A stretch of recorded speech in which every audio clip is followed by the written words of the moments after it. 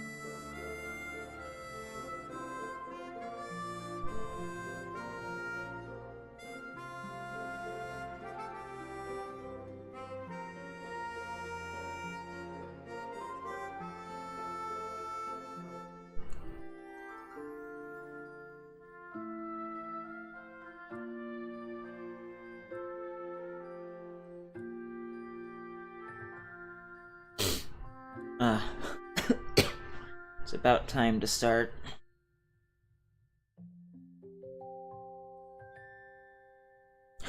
Where does the song queue ends, like, too? That's funny.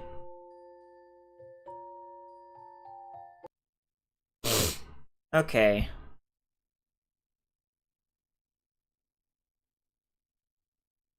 So I'm going to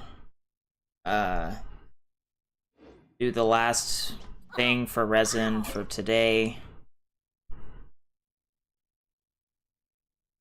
Hopefully our internet and or power doesn't get knocked out while I'm doing the event.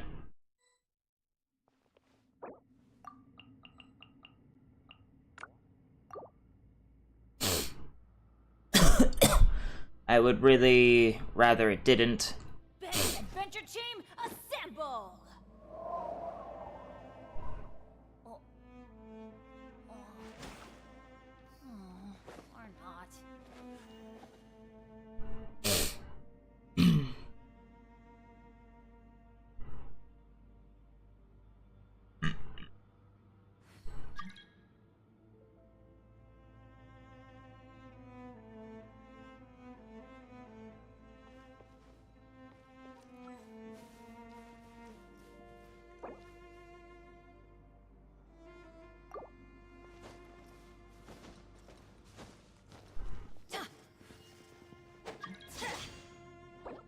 Are we doing this alone?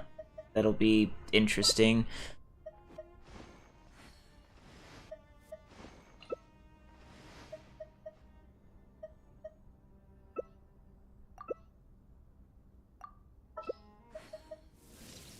Melusines are beautiful creatures. They are the pride of...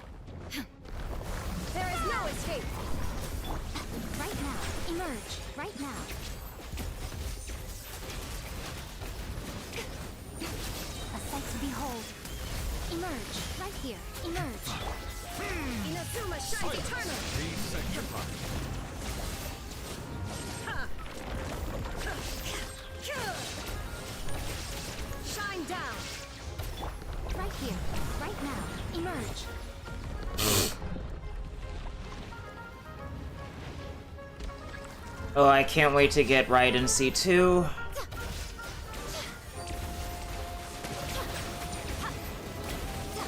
here. Emerge. Right here. I'm always watching. Right now. Emerge. There is no escape. Torn to oblivion.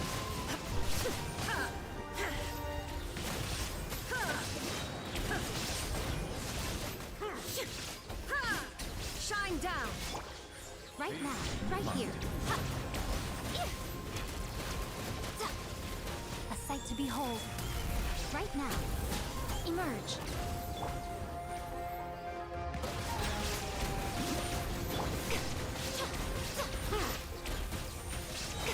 Spring forth.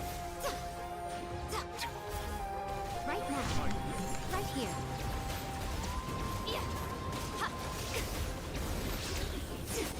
Illusion shattered.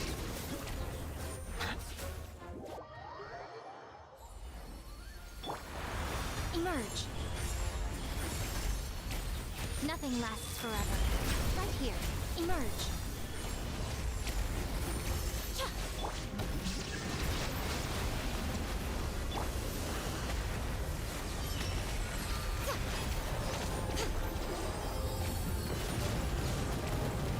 Right now. Emerge. Right now. Shine down. Take a moment to That fucking hitbox is not quite accurate, bro. Right here. Right now.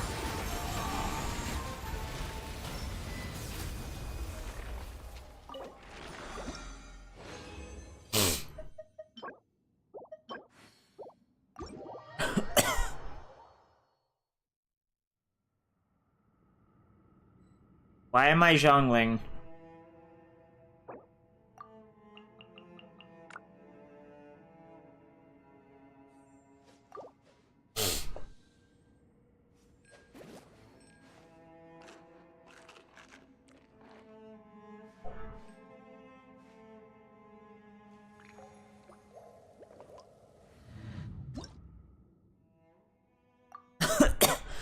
Alright, now I can go do the event. I should have plenty of time to finish the event since I'm doing this much earlier now.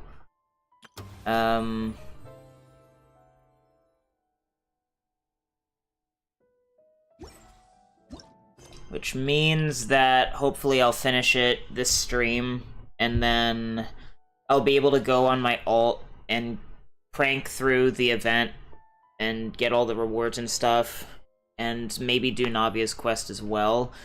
And then I can hard focus on my main account for the foreseeable future.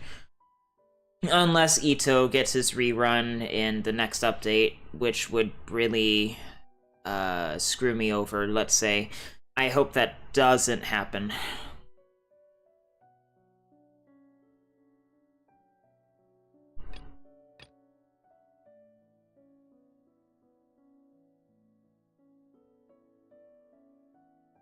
Fiction and reality inside and outside the frame.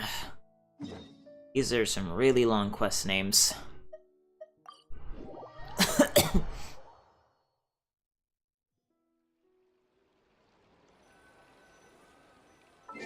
I got a notification on Twitch.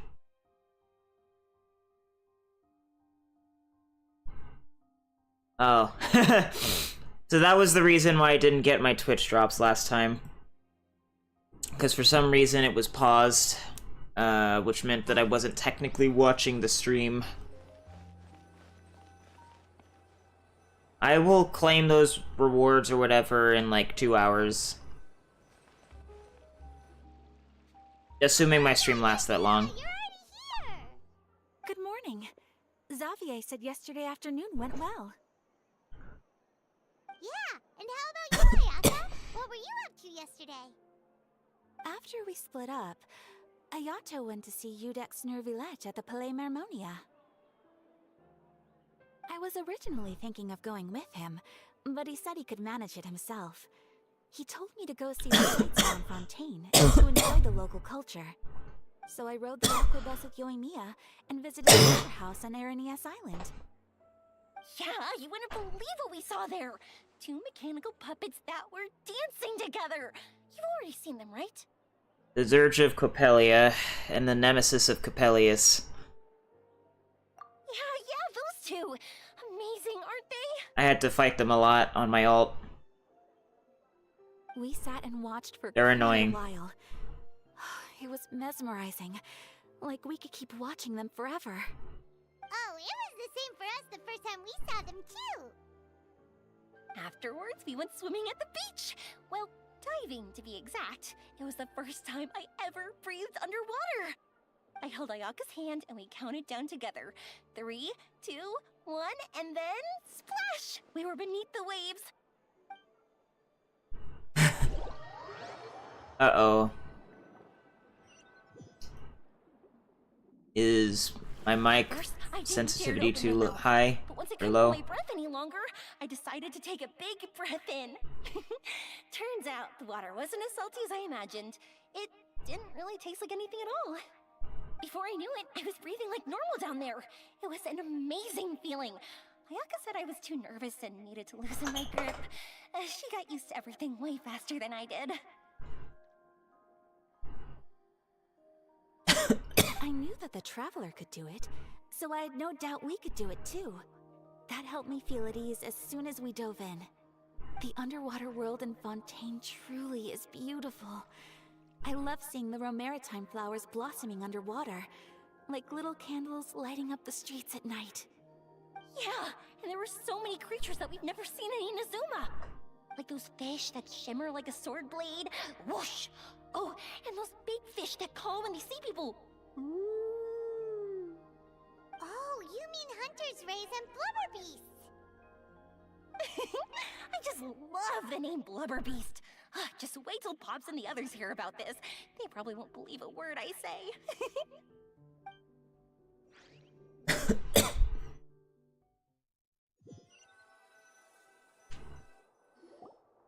Yoimiya was down there for quite a while.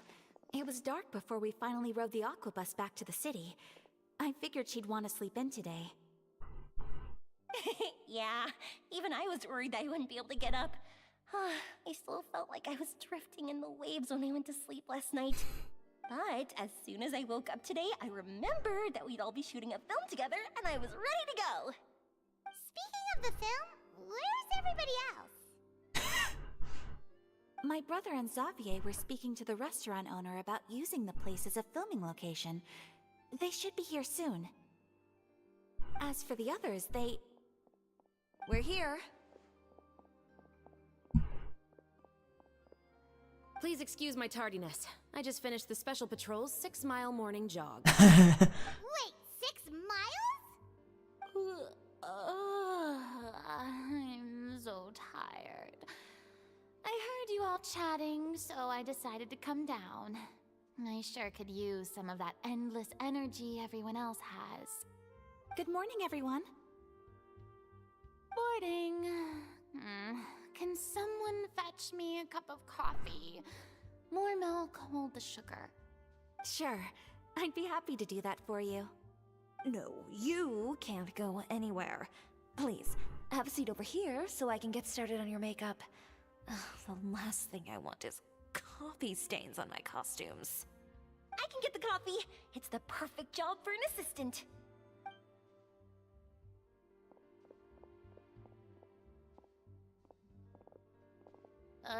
So much energy. Seriously, what's her secret? Namia's always like that. But you sure look exhausted, Farina. It's because you're not used to waking up so early, huh? Of course not. I spent the whole night reading the novel from cover to cover, marking sections that either need to be omitted or adapted. Wow. Paimon didn't expect you to be so thorough. Well, I was the biggest star in all of Fontaine after all. It takes more than just a pretty face to earn a reputation like that. I know how to get serious when the situation calls for it. I went all out when I was acting as an Archon, so why wouldn't I do the same for my own life? Here's your coffee, Director Farina. Interesting that they went with that perspective. Oh, thank you. The sound of being called director and the aroma of coffee feels almost as refreshing as hearing the birds chirping in the morning. Ah, it seems everyone has managed to arrive on time. We've reached an agreement with the restaurant owner. We are free to use the second floor to shoot our film. Really? That's great! He is really looking forward to our film and hopes that providing his restaurant as a filming location will attract more customers. Isn't Hotel de Board already Mr. famous? Xavier, I'll leave the rest to you. Okay, thanks. Or is this some other restaurant? First, I'd like to introduce our new members. This is our prop manager, Veronique. She'll be in charge of all the film's props and items. And this is Bonneau, our lighting technician. He'll be in charge of lighting and illumination to set up each scene's atmosphere. Wow. Sure feels like we have some real professionals in the crew now. First of all, please allow me to first express my sincerest gratitude to everyone in the crew. When my investor informed me yesterday that he wouldn't be able to provide the funds, I really thought that this was the nail in the coffin for this film. I had no idea that I'd find so many people willing to help me on such short notice. Thank you. Thank you all from the bottom of my heart. No need to be so cordial, Mr. Xavier. We're all honored to be a part of this. Your works made a profound impression on me when I saw them back in Inazuma. I am sure that someday, this film will be remembered as a prime example of cultural exchange between Fontaine and Inazuma. Yes, the story is the reason I agreed to join. I can't bear to even imagine what this film would look like without the very best director. Anyway, I would like to make a promise to everyone that as the producer of this film, I'll do whatever I can to ensure that everything goes as smoothly as possible. This is not just my film. It also embodies the thoughts and feelings of every person here, as well as the endless effort we are about to pour into it. So, without further ado, the Two Musketeers will officially begin filming now! You may take it from here, Director Farina.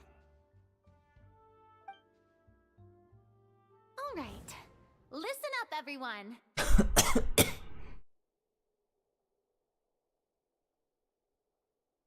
The first scene takes place when the two young musketeers are living at the Baron's home, still unaware of all that is about to happen to them. We'll need props and lighting to set the scene. Our lead actors can go get their makeup done, and extras, please take this time to go over your positions. Whoa. Seems Farina's really kicking things into gear as the director. Is everyone clear? I don't want anyone traipsing around the set like umbrella finches. All right, cameras will start rolling as soon as the set is ready. Let's make a film that'll make some serious waves in Fontaine. That's a big table. Not the kind of waves that drown people. I mean, the good kind of waves. Seems like she's still a bit traumatized by that. Anyway, let's go see if there's anything we can do to help. Interesting.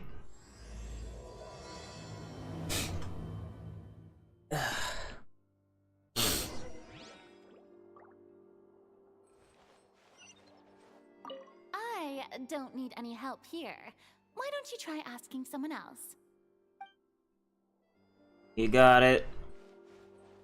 Yoimiya and her need help. Let's talk to them.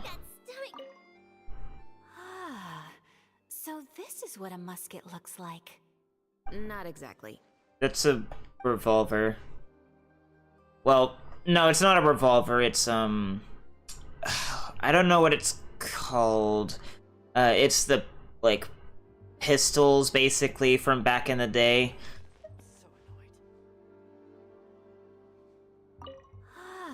Not exactly.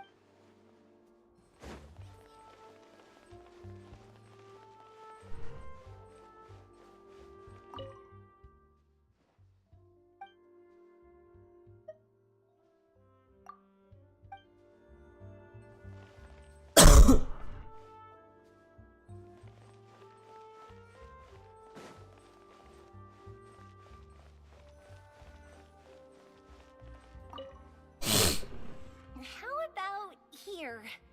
A little more to the left. You got it. Hey, Yoimiya, do you need a hand? No, I'm fine. You know, doing the lighting is kind of like designing a fireworks show. It's interesting to imagine what kind of atmosphere the lights will create. I heard that the Traveler will be operating the camera and Paimon will be the clapper loader, right? Those roles are just perfect for the two of you. Really? Is that because it'll be easy for Paimon to hold the clapperboard while flying? Well, sure, there's that, but that's not exactly what I meant. I just think that after all your journeys together, you two must have developed a super close bond and just naturally know how to work with each other. If I'm not mistaken, the director will want the cameras rolling as soon as the clapperboard goes clap. Actually, we start rolling before that. The clapperboard just gets edited out in post-production.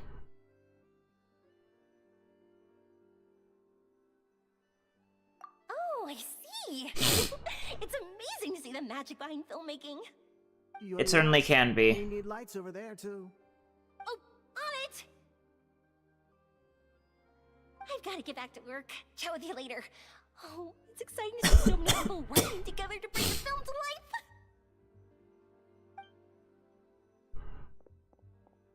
Seems like Yoimiya's really getting into it.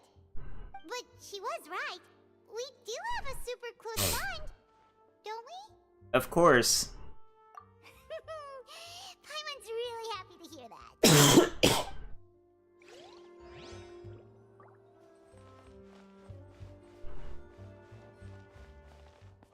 Where did Yoimiya go?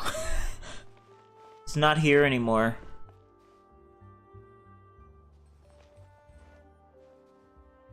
That's a big fucking camera.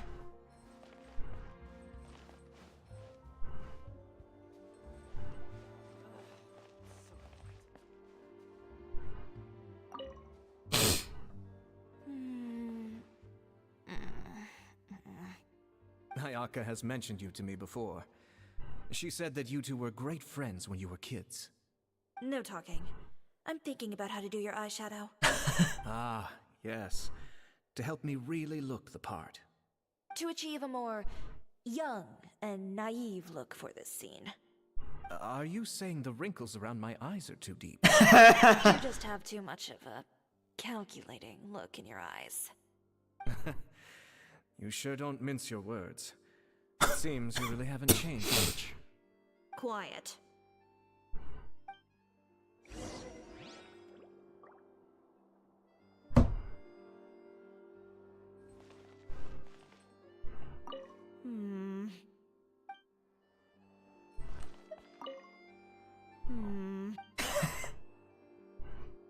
Can Can I get a closer look at her shoes or something? God, that is such fucking weird shoes, bro. Like, how the fuck could anyone wear those? It's crazy. I don't understand it. So, this is a real musket?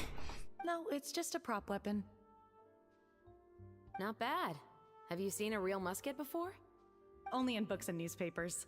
I made this one based on the relative shape and proportions I saw in reference images. When we're filming, some special gunpowder will be applied around the muzzle, which will help create the flash and smoke effects of a real gun being fired. Which means it'll be up to the actors to portray the recoil. That's right. The sound effects for gunshots will also be added in post-production. How, though? Thank you, Veronique. I think I know where to start now. However, the musket's gears and firing pin could still use some work. Adding some wear on the metallic components will make them appear more realistic. Also, be sure to rub the muskets with some oil each time before we start shooting. That'll give the impression that the firearms have been well maintained. Good point. You seem to know a lot, Miss Chevres. I assume you use these types of firearms on a regular basis? Yes, I perform routine maintenance on my weapons every day. Just like we as people need to eat and sleep, muskets need to be cleaned and maintained. I also perform similar care for my sword every day, and familiarize myself with its shape and weight, to the point where it feels like a natural extension of my body. Yes, this way, our weapons will never betray us in the heat of battle. Yes, well said. It seems we have the same philosophy on this topic. Oh, sounds like they found a common interest to talk about. Though these props differ from the muskets I use, I can still give you some pointers. Good. I look forward to your instruction. First and foremost, never point the weapon at anyone, regardless of whether it's a real or prop weapon, or whether you're holding it or it's on the table. This holds for any time when you're not actively engaging an enemy. Okay, understood. When aiming the musket, extend your arm so that it's level with your shoulder, and use your eye to look down the weapon's sights. Like this? That's Not too bad. low. Now, try saying your lines. This is the end of the road for you. Good. Now turn your body a little. That way, you'll give your enemy less of a target to work with. And relax your shoulders. Here, allow me to demonstrate.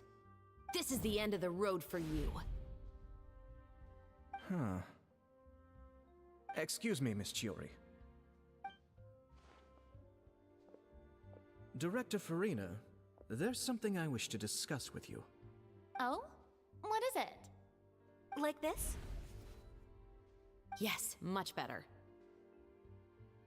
What do you think? I do see your point. But are you sure you wish to do this? I believe it would be most fitting. Well, if you insist. All right, I understand. Miss Ayaka, Miss Chevres, could the two of you please come over here? Huh? What's going on? Are we gonna start filming now? Let's go see. What is it? I have a question for you, Miss Chevres. Would you be willing to play the role of a musketeer? What? To clarify, I would like to turn over my role to Miss Chevres. But brother... Don't worry, Ayaka. I actually view this as a good thing. I was becoming troubled trying to set aside some time to speak to the staff at the Palais Mermonia. I would like to have some conversations about the cultural exchange between our two countries, and I've heard that the bureaucratic process here can get rather complicated. Now, I will be able to focus on my work. Besides, you also know that I'm not really one for public performances. Are you really sure? From a director's point of view, I also felt like the relationship between the two musketeers in the original story could be improved. The older brother in the story plays the lead role with his overbearing character, but this causes his character to overshadow that of his sister, and the theme of the two supporting and relying on each other isn't conveyed very well. But if we were to change the siblings to two sisters of a similar age, then that aspect of the story might come through more clearly. Also, I've seen you instructing Ayaka. That cold and dignified personality is exactly what we need for the older musketeer. Of course, even with all these insights, the decision should still be made by Miss Chevreuse. Chevreuse mentioned that she really likes the story, right? Paimon bets that she'll take the role. But she will still have to prioritize her work. All right, I'll take the role. Good. It's decided then. I'll get started on making edits to the script. We'll also need to make some immediate adjustments to the lighting, props, and costumes. I have a feeling that our adaptation will be even better than the original story. You're doing a great favor for me, Miss Chevreuse. You have my gratitude. Don't mention it. I like this character, so if anything, I should be the one thanking you. Well, since my brother is the one who brought up the idea, I suppose there's no need to worry. Let's go, Miss Chevreuse. I look forward to working with you. Please, just call me Chevreuse.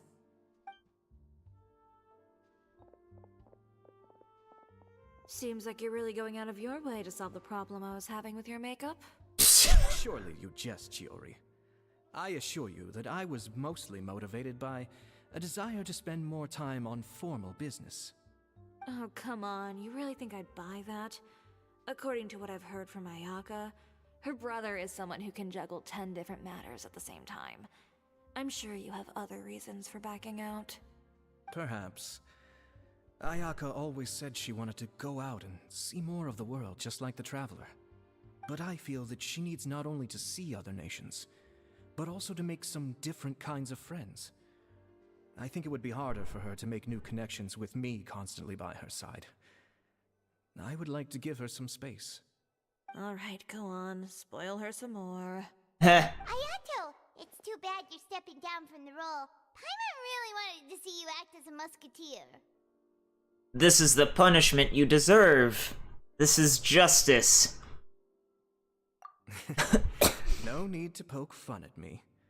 I'd wager that you also felt that I wasn't the best candidate for the role. It's a little hard for Paimon to imagine you saying those lines. So are you going to go back to work now? Yes. I've made an appointment to meet some people from the Palais Mermonia.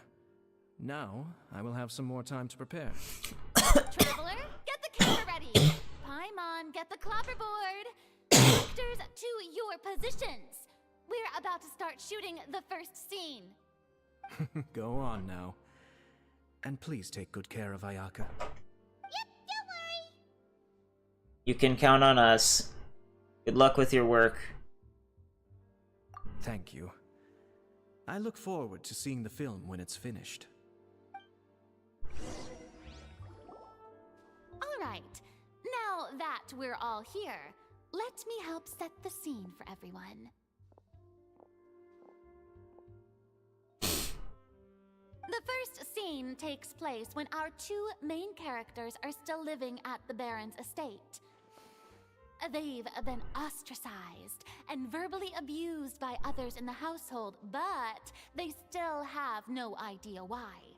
We want to capture how naive and innocent they are, despite their pain. Chevreuse will be playing the role of the older sister, Tulip, and Ayaka will be the younger sister, Iris. Be sure to get close-ups of the main characters at the right moment. Silence on the set! Lights! Camera! Action! Let's go! Tulip, Mother's been out for quite a while now. Perhaps she went to pick some flowers on the way home. You know how she loves flowers. Iris, Tulip! I'm home! Mother! You were out for so long, we were beginning to worry about you. I'm sorry, but I'm back now, safe and sound. Here, I brought your favorite treat, apple turnovers. Mother, what are those bruises on your hand? Huh? What bruises? Oh, I must have bumped into something while I was working yesterday. But I didn't notice them this morning. Then perhaps they're from when I accidentally tripped when I was out just now. By the way, did you have fun playing at home? What's the matter, Iris? Well, we've realized that no one really wants to play with us. They even took Iris's doll and spat at us. And they even called us names. They said we were... Shh. It's all right. Don't worry. Girls, listen to me.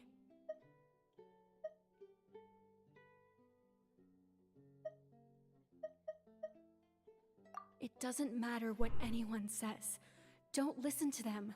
No one can define you with such words. You both have wonderful lives ahead of you. Just like your names. You will both blossom like beautiful flowers. Maybe your time to blossom hasn't quite come yet, but one day, you two will bloom more beautifully than anything else. Don't let the soil you're in now ruin your future beauty. Understand? My dear daughters. And cut! Not bad. The actor's emotions were all on point. Let's keep that take. Also, if our clapper loader could avoid shouting at the start of the scene next time. Oh, got it. Great.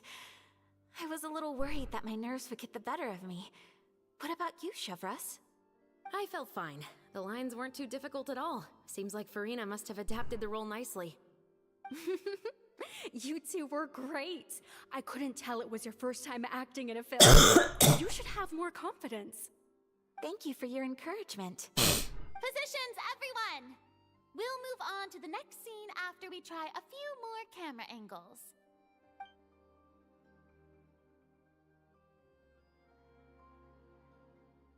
This scene is when our two characters return home, only to discover their mother has been murdered.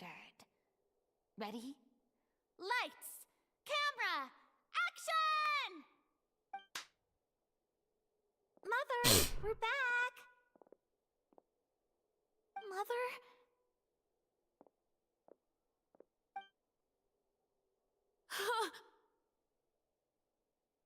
What's wrong, Tulip? Iris, stay away! Huh? Why? What's... Mother! Mother... She's... Huh? There's poison in this cup. Huh? I could have sworn I've seen this kind of cup before. Those aristocrats. They didn't even try to cover up their actions.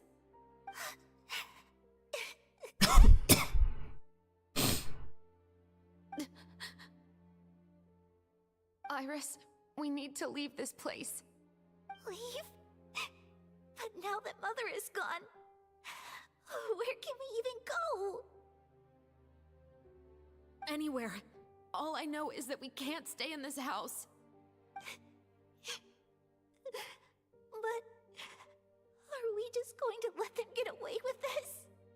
We'll have our revenge, I promise you. Just not right now.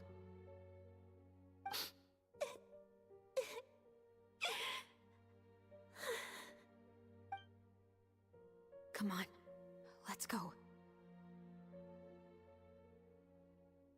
No, wait. We can't just leave Mother here like this. At least let me leave this rose with her. That's why we went out in the first place. To buy her this flower. All right. She sounds like Happy from Fairy Tale. We'll avenge you. Someday. And great performance. Oh my, you're so amazing, Ayaka! And were those real tears I saw? How did you do it? I was surprised too. Thank you for the kind compliments.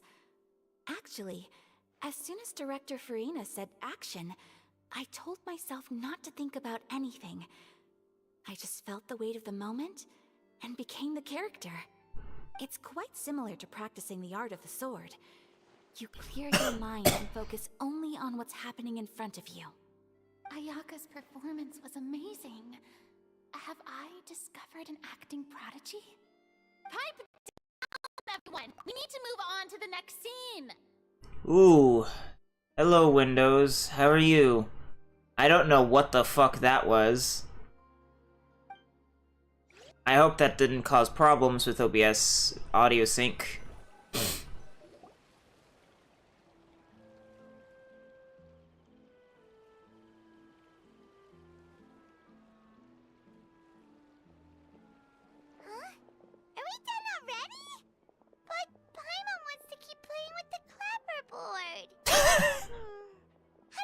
Traveler. Is your arm sore from holding the camera all day?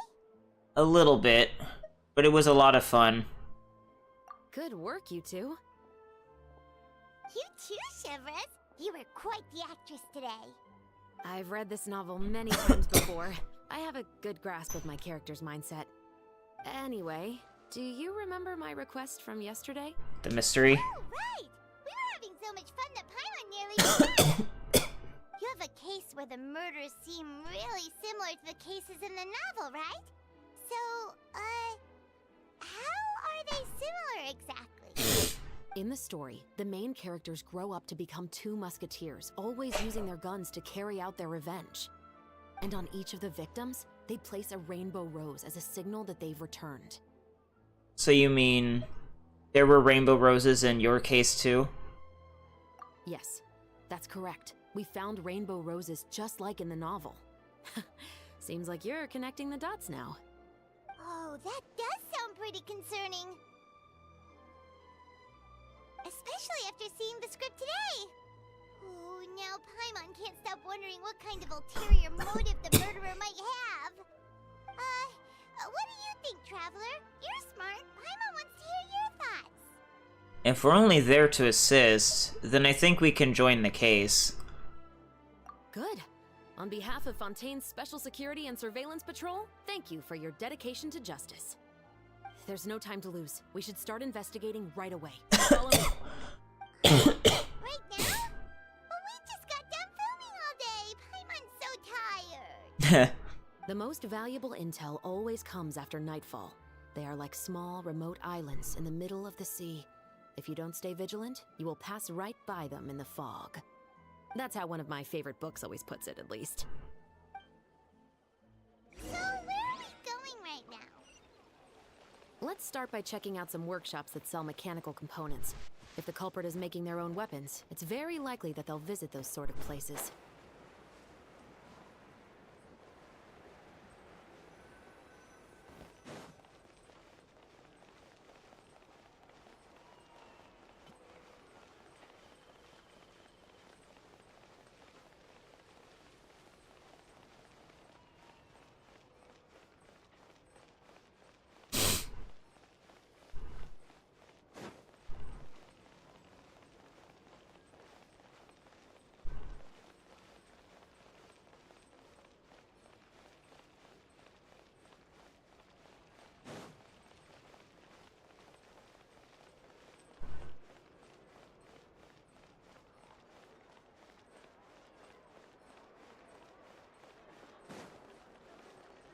Oh, hello, Livre. How are you? Welcome to LeChaux's Clockwork Workshop. How can I help you? Hello. I'd like to know if anyone has purchased some special components lately. Special components? Sorry, could you be more specific? I mean the kind of components that aren't typically used for clockwork toys, but for firearms. Huh? For firearms? No, we don't sell those sort of things here. Don't misunderstand. I'm not here to cause any trouble. We are merely investigating a case, and we're hoping that you could cooperate. Well, to be completely honest, I'm not even sure what kind of components that would entail. Has anyone ever purchased components here as an individual rather than on behalf of an organization? We have a lot of customers who buy toys, but those who buy components are all regular customers who buy in bulk on behalf of their organization. Is that so? I understand. Thank you for your cooperation. You're welcome. It's the least I can do.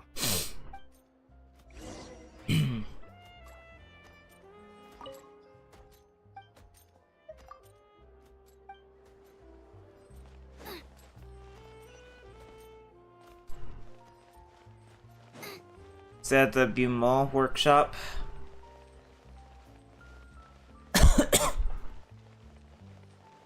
I assume it is.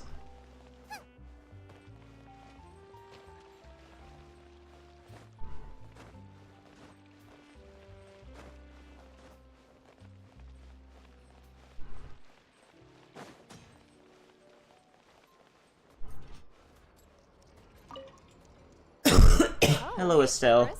Run out of oil for your musket again? Hello, Estelle. I want to know if anyone has come to your shop recently to order some firearm components. Oh, is this another case? Let me think. I don't think so. Some people have requested that I make some prop guns for the Fontanalia Film Festival, but I refused all of those requests. Oh? Why's that? Because there's no profit! I only make things here that can do some real heavy lifting. I don't have the energy to make some new molds just for the festival. Then has anybody come specifically looking for mechanical components? Well, I usually sell off my scrap to the Fleuve Cendre. I don't typically give them to one specific person. I understand. Thanks for your cooperation. Don't mention it. Always happy to have the Musketeers' patronage. Seems like we haven't found any leads to go off yet. Yeah, unfortunately. Alright, let's head to Fleuve Cendre next. Huh? Are you sure? People might not be so thrilled to see the captain of the special patrol there. You think so, huh? Then I guess you don't know. Huh? No. That I grew up in Fleuve Cendre.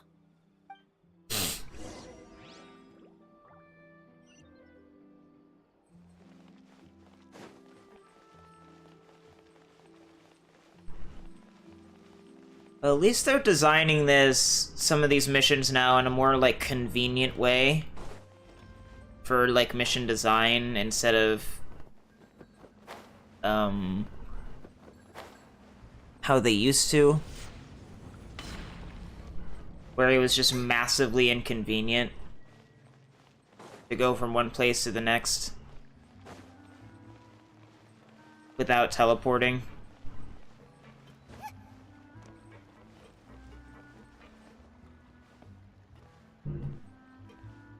I assume that the audio sync is fine, but I have no idea what it sounds like on the stream. Hello, I'd like to ask some questions. I don't know anything. Don't worry, I'm not here to arrest anybody. You say that now. It's the truth. Here, take this as my guarantee. Wait, did Paimon just see what she thinks she saw? Is the captain of the special patrol bribing a citizen? Shh. Keep your lips sealed and no one will ever know. Besides, it's called buying info. Seems you're different from the other guards. What do you want to know? Have you heard anything related to muskets in Fleuve Cendre lately? Anything at all? Muskets, huh? All I know is that about 2 weeks ago, we started hearing some loud noises at night. So loud that it's been waking me up. Were they gunshots? Possibly. It's hard to tell around here. Someone's house collapsing, a pipe exploding somewhere, it's all the same. But the noises I'm talking about definitely happened after I fell asleep. Do you know where the noises were coming from? I don't remember clearly. Is it that you don't remember, or that you need to think about it some more? You tell me. Then please, think about it some more. She's giving her even more aura. I didn't see anything. Maybe she's just giving out some pat the flute. The noises came from the end of the southern waterway. I came out and had a look for myself when I wasn't sleeping well, but I didn't dare get too close. That's all I know. All right, I'll take your word for it. Thanks for the pat de fruit. Oh, I was close. I was closer to that pronunciation than I thought I was. I grew up here, remember? I know how to get people around here to talk. What talk? I want some pat de fruit too.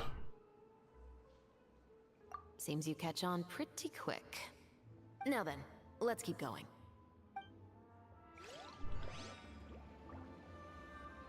Oh, I haven't talked to these guys yet. Let me fix that really quick.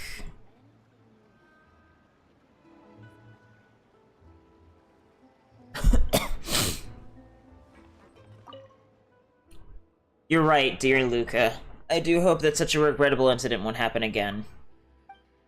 Why, if it isn't our good friend? What a coincidence bumping into you. How have you been? About Virgil. Right, are you interested in fishing? In Fontaine, there are all sorts of fish that make fishing truly rewarding. Am I right, my dear Luca? Shame. He seems to have his own more tedious pursuits. Still, I'm certain that you understand. Am I right, my dear boyish dude? Here's some fresh catch. Please take it. I'm sorry to interrupt you. It's just that I really wanted to share this novel fun of exercising with you. Really? That's so dumb. How have things been for you? I hope you're right. Well, there's always something unpleasant to deal with, as we say in Fontaine. That's life. Don't you think so, dear Luca? Life? Heh. You see? Luca's wit is as electrifying as ever. I'm overjoyed to hear him answer your question so concisely. I guess that's it, then.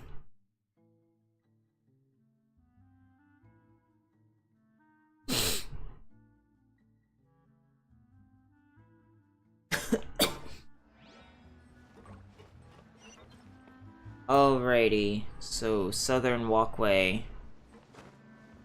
Guess we'll investigate the restaurant next, because it's closer.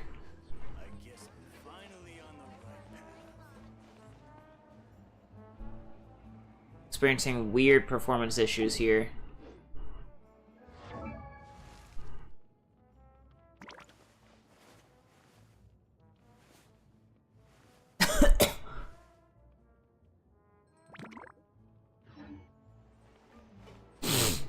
But at least Zhongling's got cake.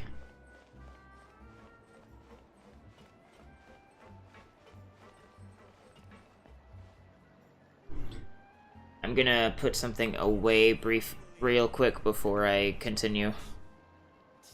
I also want to get some more Kool-Aid.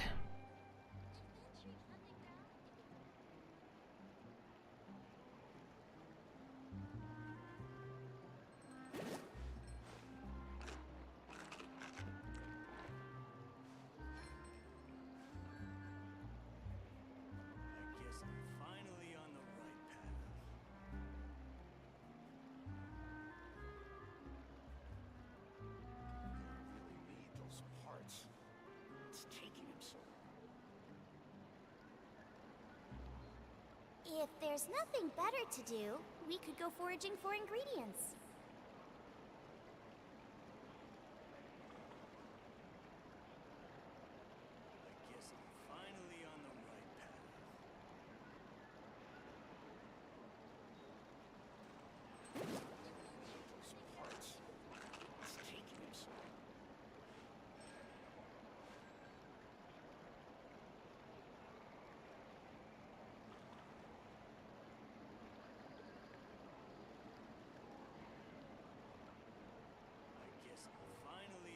can't decide whether pyro slimes taste better with salt and pepper or garlic and herbs.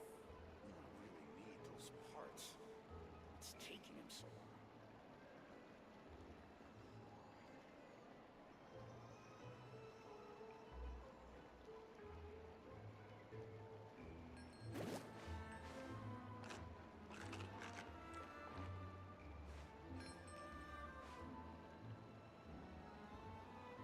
I guess I'm finally on the right path. Really need those parts. It's taking him so long.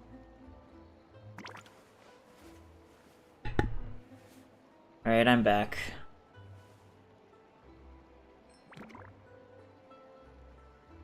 Yeah.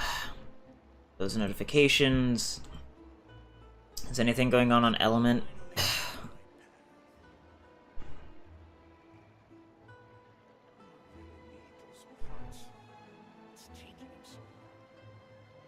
If there's nothing better to do, we could go foraging for ingredients. I'll pass, Zhongling. I don't know what caused those hard... Element caused those hard faults? Ugh.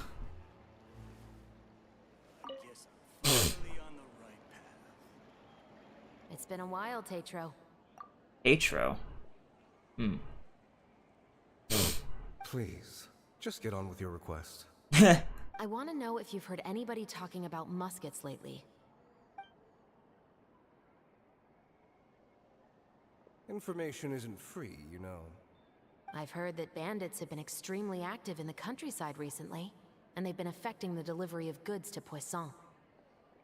I can allocate some more manpower to help out with that problem. What do you say? You're still as helpful as ever. One of our men got drunk at dinner about a month ago and lost his gun.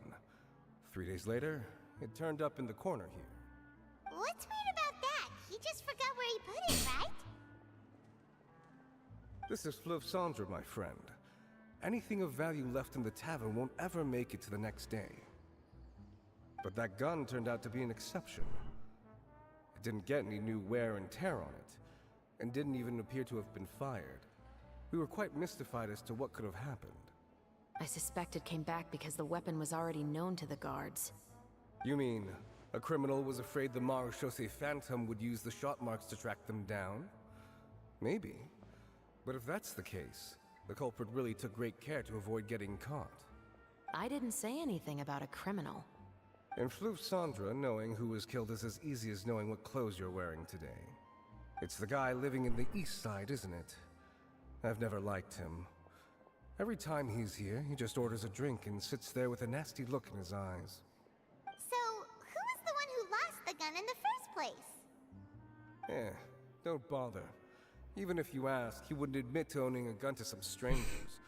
Not to mention the captain of the Special Security and Surveillance Patrol. He's right. I know you grew up here, Chevres. Even though you're on good terms with the Spina, you've still been gone too long. Not many people know you here now, and a lot of people don't like the Special Patrol. I know. So take my advice and don't show your face too much around here. It's for your own safety. I'll come and go as I please, and I'm afraid I'll be appearing more often due to my work. All right. Don't say I didn't warn you.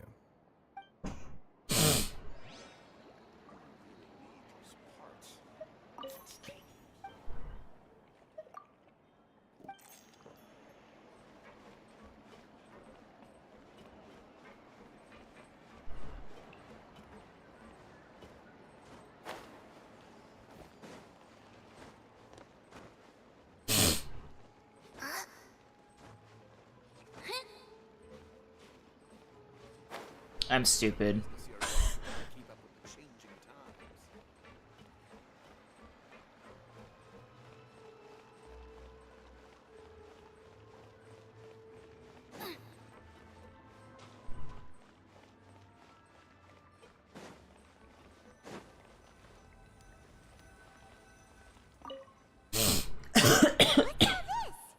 Some broken planks and barrels, as well as some liquor bottles?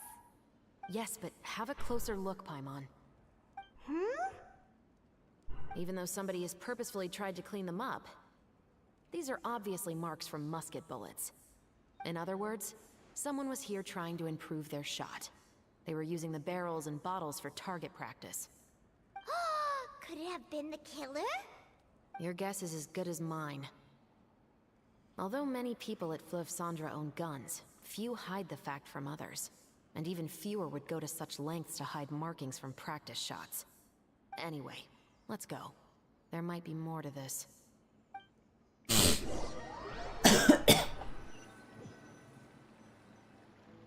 Seems like that's all we'll be able to uncover for today.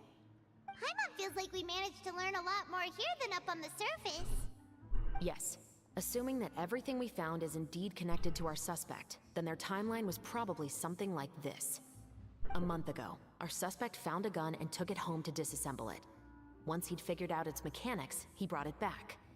In the following weeks, he used some parts to create his own makeshift musket, and took it to the Fleuve Cendra for target practice. Then, a few days ago, he found his target and carried out the murder. Once the deed was done, he left a rainbow rose on the body, just like the scene in the novel. That all makes sense to Paimon, but we're still no closer to figuring out the killer's identity. About the guy who died. The deceased was a resident of Fleuve Cendra. It said that he was a poor, solitary man. But if we're following the novel, shouldn't the guy have been a nobleman? Yeah, that's also something I'm trying to figure out. If we are indeed following the novel, and there's a story behind the murder, then this murder should be an act of vengeance. But according to our investigation, the deceased didn't have any enemies. He was no saint. No one's heard of a rival who hated him enough to shoot him dead, much less care to leave a rose on his body. What message is the killer trying to convey, and to whom exactly? Could they be a novelist? We've thoroughly investigated that possibility. He claims to have spent the whole day at the Opera House on the day of the murder, and the staff there have confirmed his account. Okay, so he has an alibi. Not only that, he lacks a credible motive as well. He has a family of his own, and both of his parents are still alive. I've looked into his records. He was adopted at the age of 6, and all the proper procedures were followed. There are also records of him at an orphanage before then. In the story, the mother of the 2 musketeers was murdered after the children turned 10. Of course, he could have changed the children's ages, but I don't want to assume anything without evidence. More importantly, I've also had a chat with him in person. He didn't seem like the kind of person who would pull the trigger to kill a man. Then, what should we do now? We have all this new information, but it doesn't help us move forward. Investigations take time. I didn't expect us to catch the culprit in just a single day. How about this? Let's spend the next few days filming with the crew. We can continue the investigation once we're done with the film. I'm sure that given time, new leads will present themselves. Wait, but weren't you saying Intel is like small, remote islands in the middle of the sea just a moment ago? Wouldn't you just miss them if you were to stop looking? Ah, but the book had more than one reference to the islands, Paimon. Oh? What else did it say then? As long as you spend enough time sailing through the fog, you'll eventually come across an island.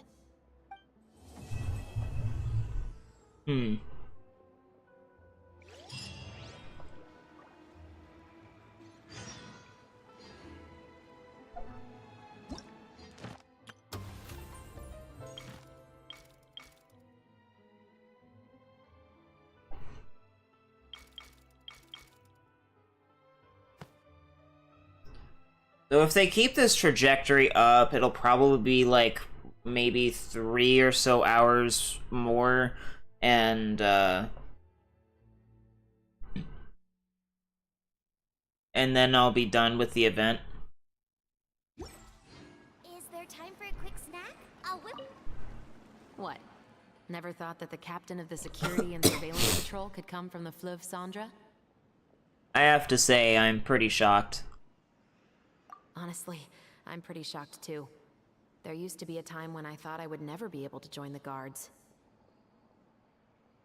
But as long as you can distinguish yourself through your accomplishments and skills, you'll eventually be recognized for your worth. If you look at it another way, my life at Fleuve Cendres has actually taught me a lot of valuable skills. Skills like how to barter with criminals or how to think in their shoes. Of course, I'd appreciate it if you could keep this a secret between us.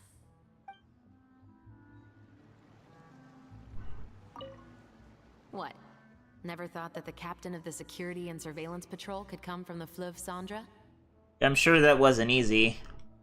You mean rising through the ranks? It was a struggle, for sure. As long as you can distinguish yourself through your accomplishments and skills, you'll eventually be recognized for your worth. If you look at it another way, my life at Fleuve Cendres has actually taught me a lot of valuable skills. Skills like how to barter with criminals or how to think in their shoes. Of course, I'd appreciate it if you could keep this a secret between us.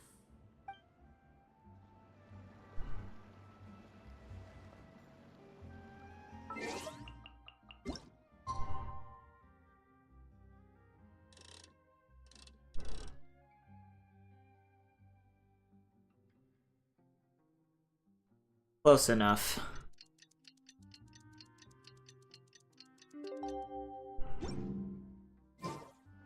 It's filming time again! Our schedule is jam-packed for the next couple of days, too. We've got so many different locations and sets to cover. Anyway, let's head out and meet up with the others.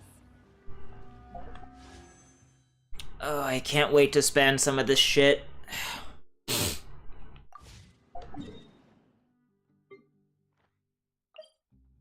Wait, where are we going?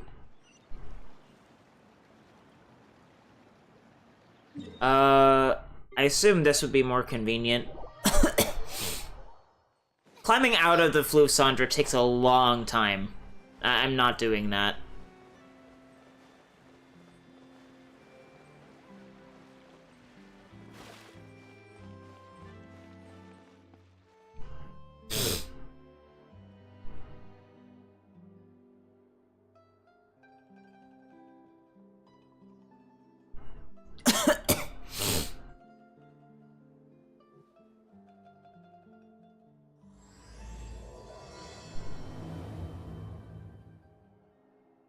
Interesting. We're just skipping past it all. That's boring. What was the point of making us do the filming anyway? We're looking to wrap with our two main ladies today. I can already smell our success. What do you mean, looking to wrap? It means completing the filming of all of their scenes.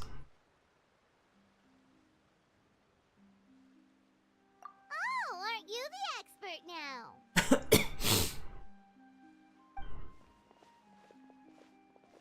This upcoming scene is the two Musketeers' final confrontation with the Baron.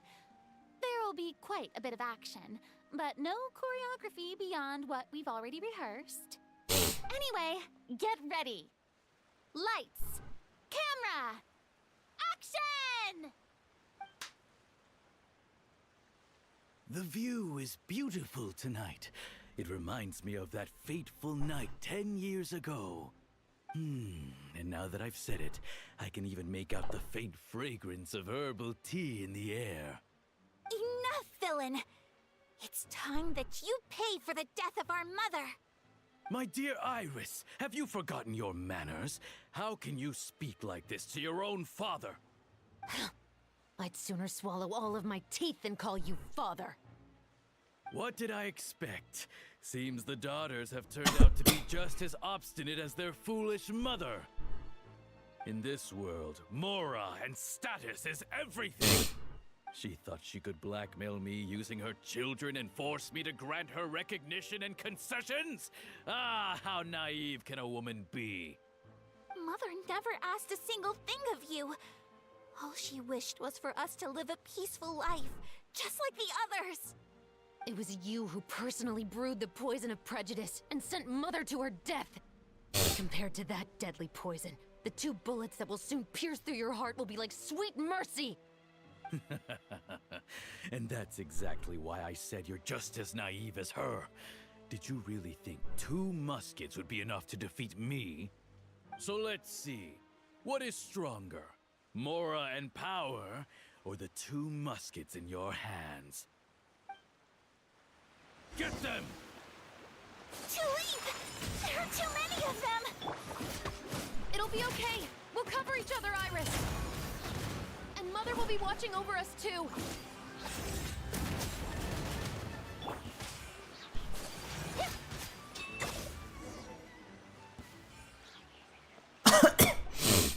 You've lost. To think I'd lose to my own 2 kids.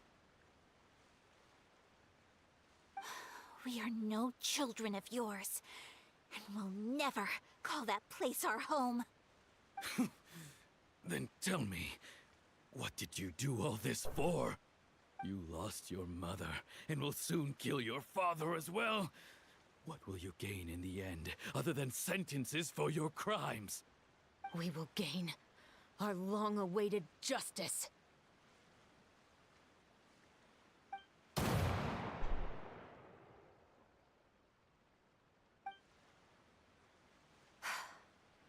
It's over.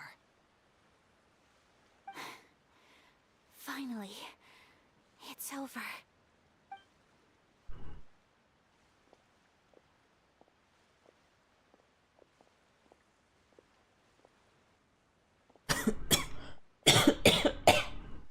So, where will you go now, Tulip? I'm not too sure, Iris. Maybe somewhere with lots of flowers? After all, Mother always did love going where the blossoms were. What about you? I want to go visit Mother's grave. Yeah, that's not a bad idea. Huh? Tulip, look! What is it? It's Mother's favorite. The rainbow rose. Look, it's blooming again.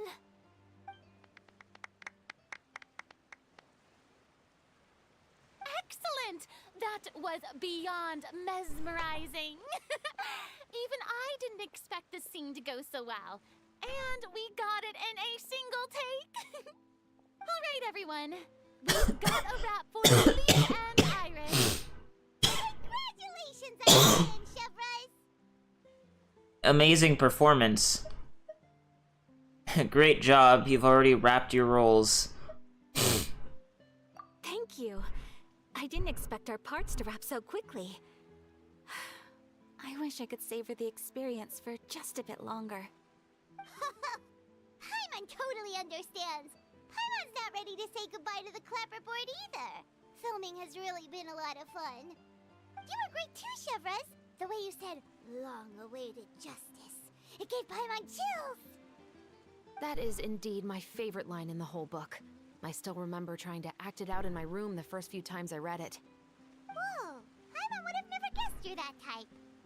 Who doesn't like stories where the guilty are punished and justice prevails over evil? Don't forget, I'm the captain of the Special Security and Surveillance Patrol. Captain, I have something urgent to report. Please excuse me, everyone. I'll be back in just a moment. It's okay, don't worry about us.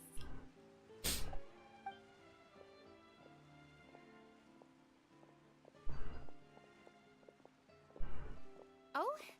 Was she whisked away by work already? I was just about to tell her how great she did. It seemed like some urgent official business. Then perhaps we should thank the stars that we were able to wrap both of your parts so quickly today. Switching around the filming schedule would have been a real pain. Anyway, I actually came over to let everyone know that we're all done for today. You can go home and get some rest. And one last thing, Miss Ayaka. Your acting skills today were immaculate as always. Are you sure you won't consider taking up full-time acting? See, I just happen to know this great troupe that's still looking for a lead actress. Thank you for your kind words, Director Farina. Unfortunately, there are still many matters that I have to take care of back home at the Yashiro Commission. I cannot remain in Fontaine to pursue an acting career. Nevertheless, I will make sure to treasure this incredible opportunity in my heart. Oh, that's a shame. But I understand. Just let me know if you ever change your mind. I believe it's also about time for me to take my leave. But hopefully I'll see you on set over the next few days. Even though my part's wrapped, I'd still like to swing by and help out the crew. See you tomorrow, Traveler and Papa. Yep, see you tomorrow! Well, what should we do next? Maybe we'll go investigate the case some more with Chevres today. Traveler, Paimon, please come with me. Huh? Where are we going? You could say that our ship has finally chanced upon one of those small, remote islands of intel.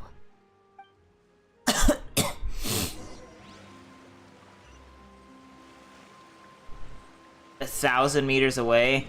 I'm not swimming over there.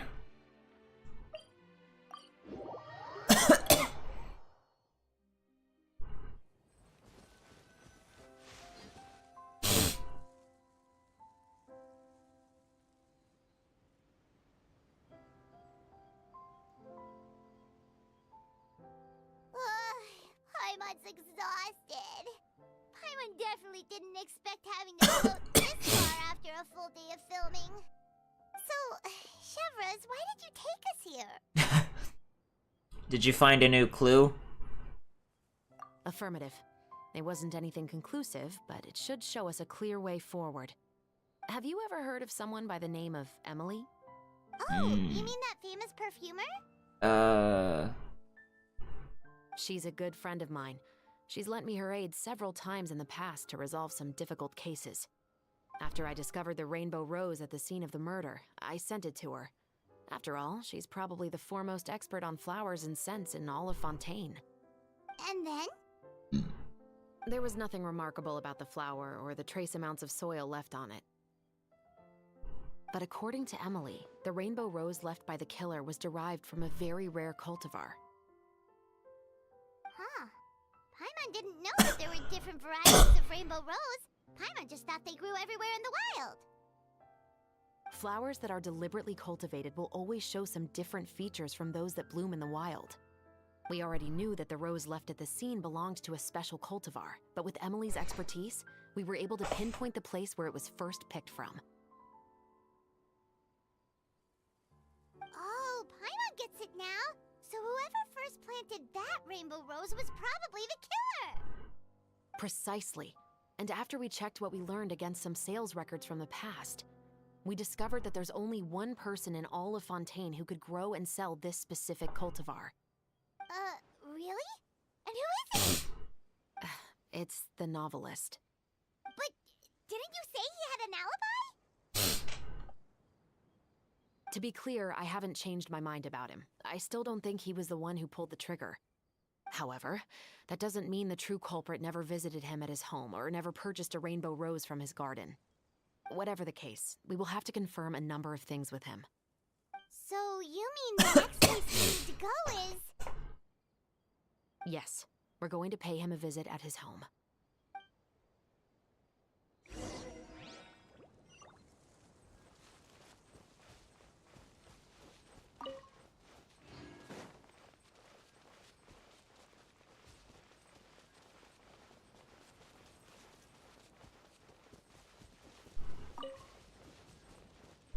What do you mean pay him a visit at his home? There's nothing here. This is the fucking shit with the...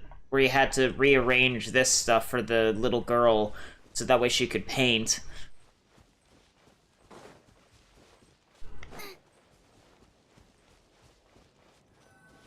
Oh, maybe it's one of these homes. But they're treasure hoarders. This makes no sense. So many Gardemex stationed around the place. That's pretty unusual, right? According to what he told me last time we spoke, he hired them so he won't be harassed or disturbed. Huh. So there are a lot of flowers in his garden, but Paimon doesn't think we'll be able to pick one without alerting the Gardemex. Right. Which is exactly why I think there has to be a special connection between him and the killer. So, should we knock? Just wait here for now. I'd like to take care of a number of those Gardamex first. But they're so far away. How are you planning to do that? Don't forget, Paimon, I'm actually the real-life captain of the Musketeers. Oh, is this the sniping section? Yeah.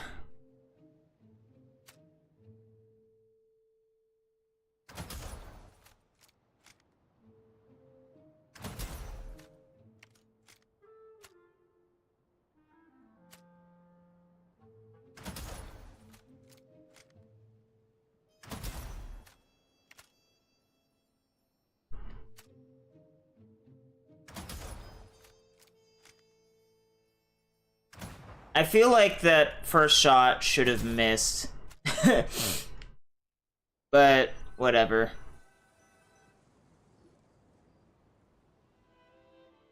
All clear. Let's go.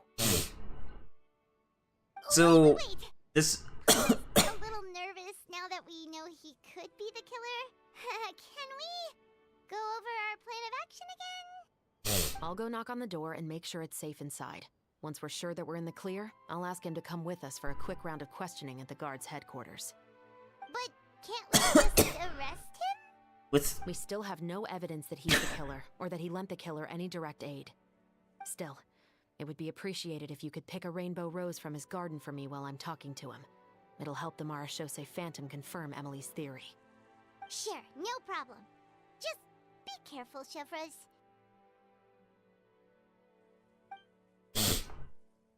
So this doesn't make sense because normally there are treasure hoarders here. At these buildings right here.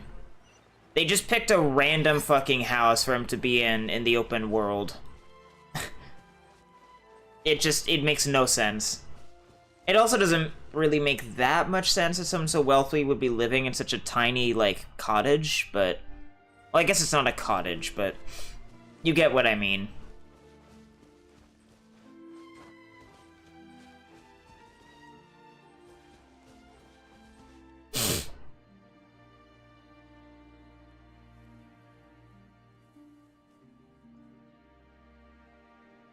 Excuse me, Mr. Baptiste, are you home? Who could it be at this hour? Oh, it's you, Officer Chevros. Would you mind accompanying me to the guard's headquarters, Mr. Baptiste? We would like to ask you some questions about a case. Oh, is it still regarding the murder case from before? I cannot confirm or deny that at this time. So it is then. Listen, I need you to come with me, Mr. Baptiste. Miss Chevros, I'll save you the trouble. Oh, and you two over there? There's no need for you to pick my flowers either. It's not time for them to bloom yet. Oh! Okay.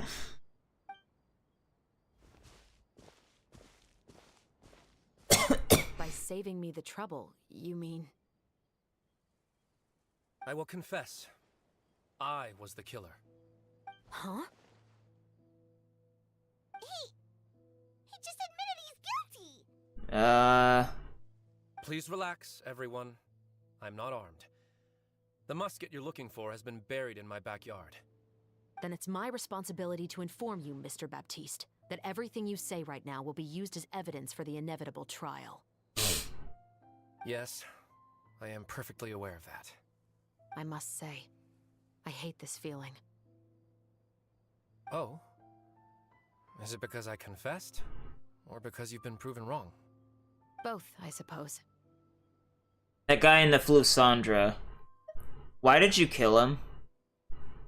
For the same reason as the one I wrote out in my novel, of course. I did it to exact revenge. I know you haven't figured out the link between the two of us. Had you done so, I'd have been taken away to the headquarters a long time ago. But that won't stop me from always remembering his grotesque face. After all, he was the one who killed my mother. Your mother is still healthy and well. You know, I was adopted as a child. I was referring to my birth mother. That was never recorded in the orphanage's records. Please forgive a 6-year-old child for concocting some lies to protect himself after watching his mother die right in front of him. So, your novel, it was like a record of your life? No, of course not. It was a work of fiction with many embellished parts. But I am indeed the illegitimate son of a wealthy and influential man who abused his power to murder my mother. That part was 100% real. But the man you killed didn't have a Mora to his name. He was a hired assassin, an irredeemable beast who sank his fangs into a defenseless woman just for a few bags of Mora. But if that's really the truth, you wouldn't be telling us any of this now. You still haven't managed to take revenge against your father, the true mastermind behind it all. I never thought I'd hear that kind of thing from the captain of the Special Security and Surveillance Patrol. I'm simply skeptical about your motives. It's simple, really. I've grown tired of everything and don't want to shoulder this burden anymore. You may have considered me too soft to pull the trigger. Well, as it turns out, you are exactly right. I've become overwhelmed by the aftermath of the murder. So you're going to call a stop to your revenge, just like that? The true mastermind is too rich and too powerful for me. I've accepted that I will never be able to avenge my mother alone. And so what? The characters in your book never gave up. Now, Officer Shavras, I'm the one who has killed a man, aren't I? Are you trying to convince me to commit another crime? What's your father's name? How do you plan to prove the veracity of all of your claims? Well, I'd like to speak with you privately. Sure. Why don't we speak privately at the guard's headquarters? No, it has to be here. I must ensure that we won't be overheard. Fine. Let's talk here. When I said won't be overheard, I meant by anyone. I would like to speak with you and you alone. We can go somewhere else for now. I appreciate it. Please stay safe, Chevres.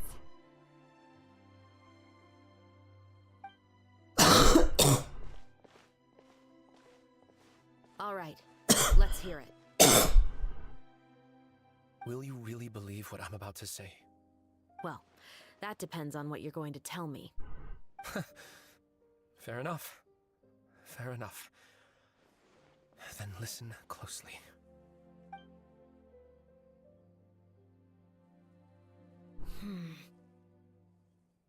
So that's how it's all connected. So, it seems you believe me after all. Do you want me to go public with this? No, of course not. At least, not right now. Then why did you bother telling me? You read my work. What do you think? Even if you were to go public with all of this right now, he'd simply deny everything. It's been too long. Almost 20 years. Anything that could be used as evidence has long faded away. Even if there might have been a solitary island of truth once upon a time, it has long sunk beneath the waves by now. Justice will never find him. Not if you don't try. I know that as the captain of the Special Security and Surveillance Patrol, you will always stand on the side of justice. But do you really think a cushy life in prison really constitutes justice for him? I bet he could lead an extremely comfortable life in the fortress of Meripede. What are you trying to say? I've been observing you from a distance. Your portrayal of the musketeer was exquisite. Pull the trigger of justice against him. Let the villain get what he deserves. You want me to let you go so you may complete your revenge? No, Officer Shavras. I know that would be impossible. No. What I'd like is for you to perform the deed on my behalf. Oh, Shivra sure is taking her time. What could they be talking about anyway? Paimon's worried. What if he decided to attack her? I have full confidence in Chevrous's fighting skills. If anything, he's the one I'd be worried about. Oh, you do have a point. Still, do you have any idea who the rich person might be? And why the novelist doesn't want us to hear what he's saying to Chevreuse? Sorry to keep you waiting, you two. Hey, how did your talk go?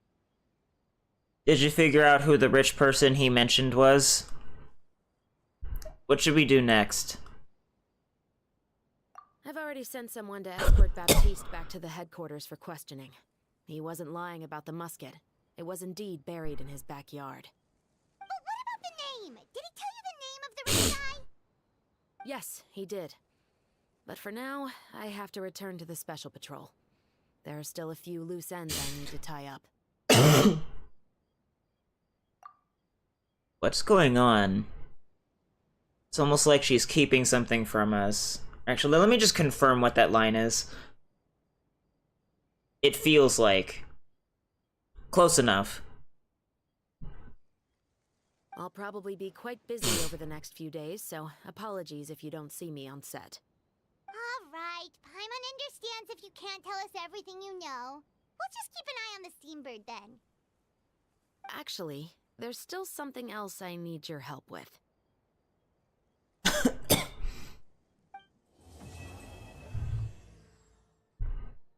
There's 2 more quests, so a decent amount of story left-ish. This isn't taking quite as long as I thought it would. That being said, I'm gonna go to the bathroom really quickly, so I will be right back.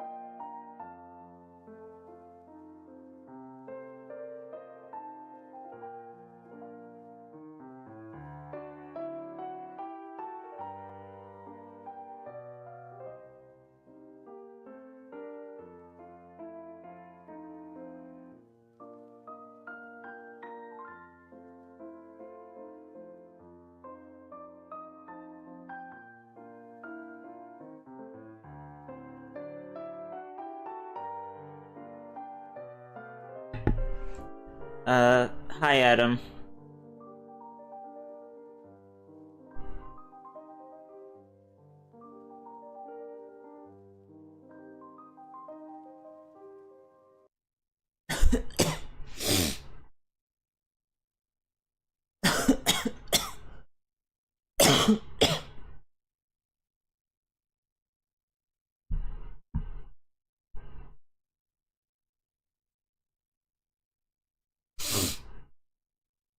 All right.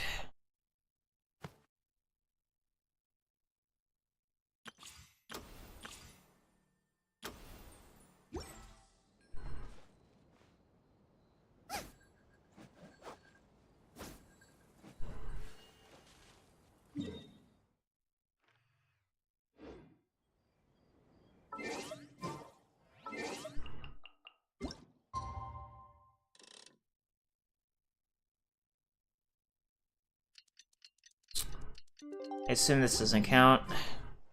Yeah, because this game is weird.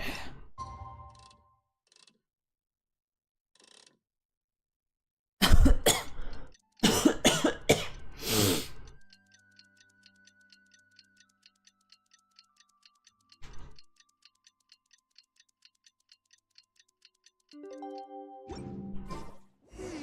haven't seen Chevra since that night at Baptiste's place. Well, guess there's no point in worrying about it now. Let's go join up with the others.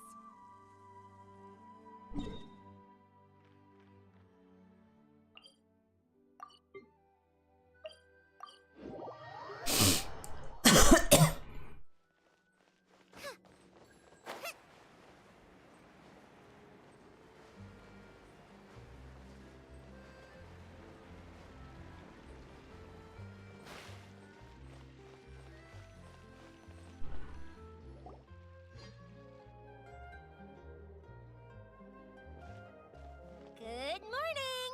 Hayaka and I were just talking about you. Is Chevra still not joining us today? Probably not. We haven't seen her either. Huh? That's such a pity. Director Farina said that we've only got a few small scenes left before wrapping up the entire thing. She even said that she'll get me into a couple scenes, so everyone will have a chance to shine in front of the camera. We were also planning on having a victory feast once we're all finished filming.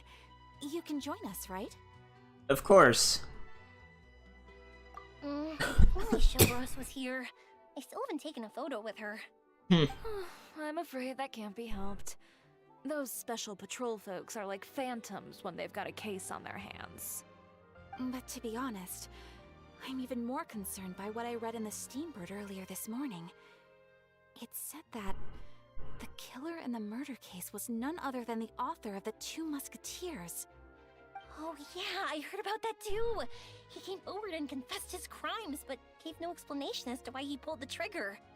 We didn't know about this case at all when we joined the film. Is it going to affect the reception of our work? From a pure publicity standpoint, this will draw a lot more attention to our film. I have to say, though, that no director can be perfectly comfortable with garnering attention through means other than artistic skill. To be fair, I feel like that ship sailed the moment you allowed yourself to be named as the director on our posters. It's not my fault that I'm super popular. What was that saying again? My popularity has, sunk. Hello, Adam. spread to the 4 corners of Teyvat.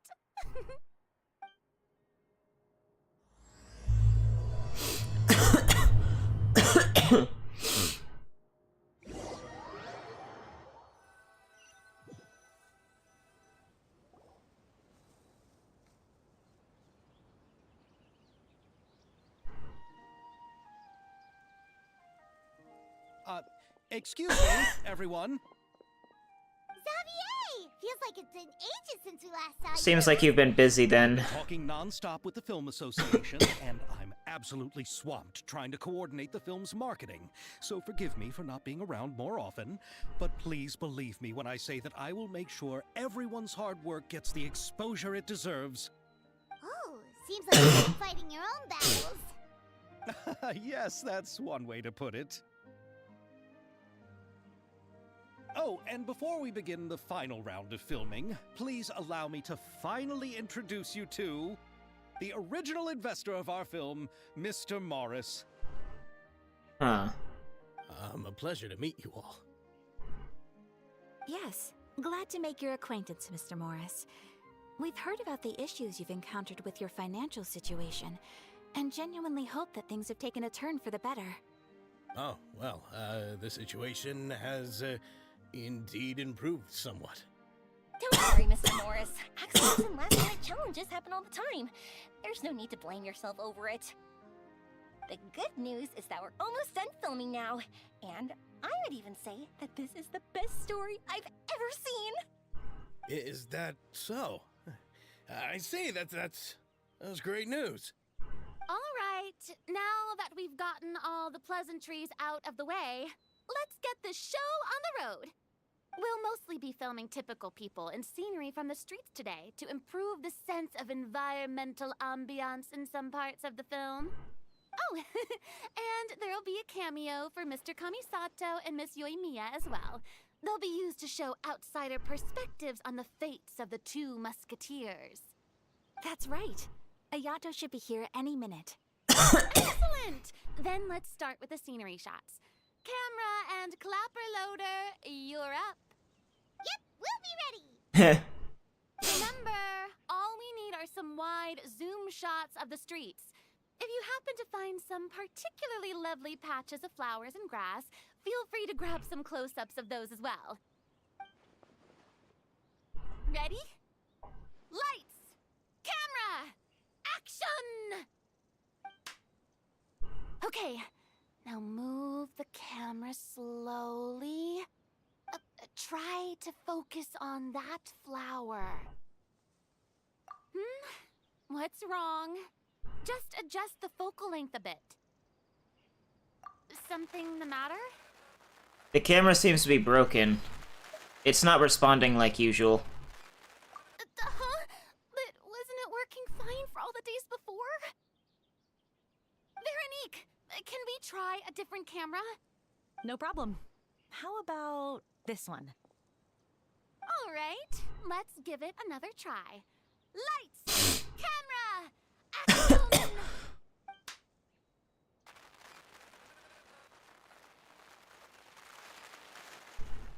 Don't tell me.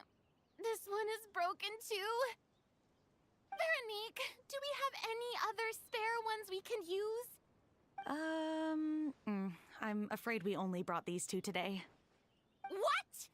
Then go find a workshop to get them repaired right away. Oh, and you too, Bono.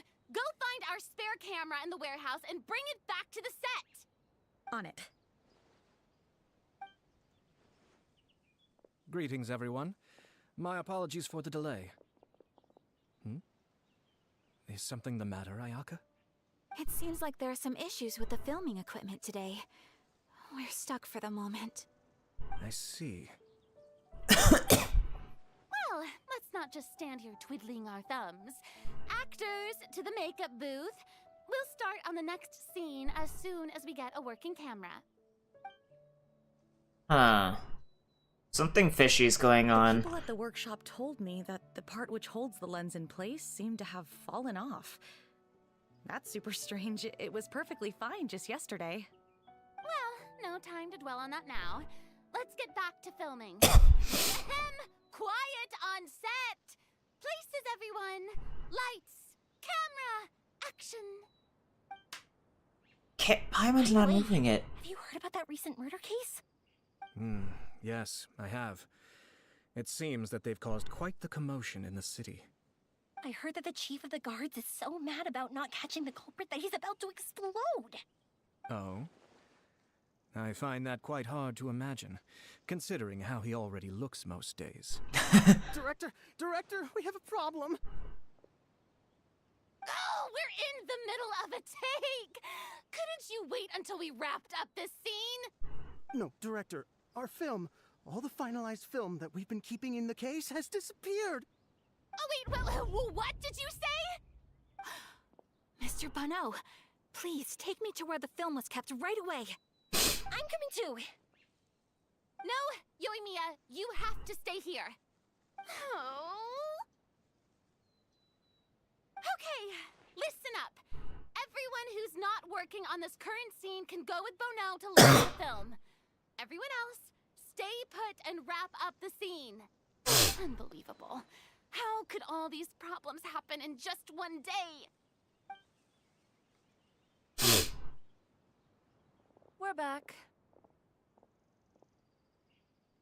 How did it go? Did you find the film? We found it in the sewers. What? Huh? In the sewers? Is the film still okay? We discovered it just in time, so we should still be able to salvage it. The others are checking now to see if we lost any specific scenes. You scared me for a moment there. I nearly thought we had lost everything. I really don't want to experience that feeling of despair again. Okay, but who could have stolen the film and dumped it there?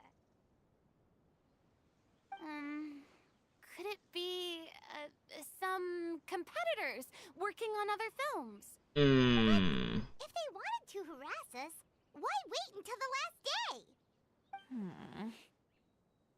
Okay, we don't have time to really look into it right now. Let's strike while the iron is still hot and wrap this thing up once and for all. Yeah, let's finish it.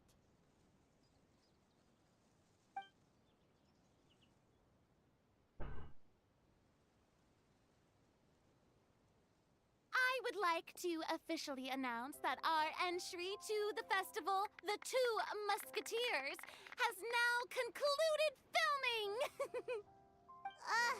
Paimon is spent. It's so late already.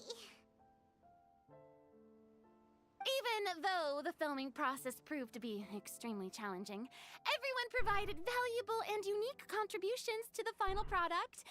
Thank you all for your dedication and support. And just like Director Farina, I would also like to extend my most heartfelt thanks to all of you.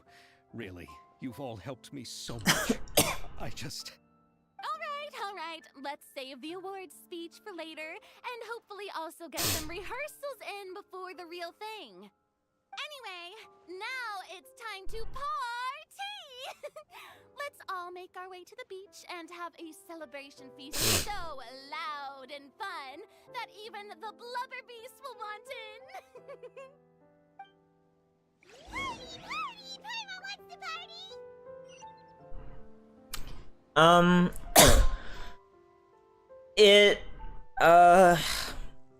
It can be fun, but it also just has like a lot of problems. And with how busy you are, you definitely don't have the time to play this game, nor should you bother.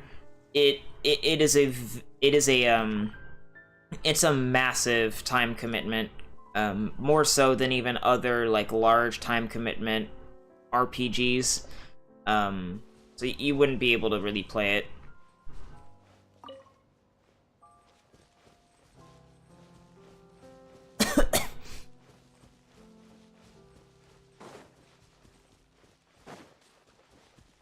Whoa, this place is hopping. Everyone's finally going to relax after wrapping up the film. Let's go chat with someone. Have you ever seen a fireworks show, Mr. Morris? It's pretty amazing. I'm afraid I haven't, but I'll take your word for it.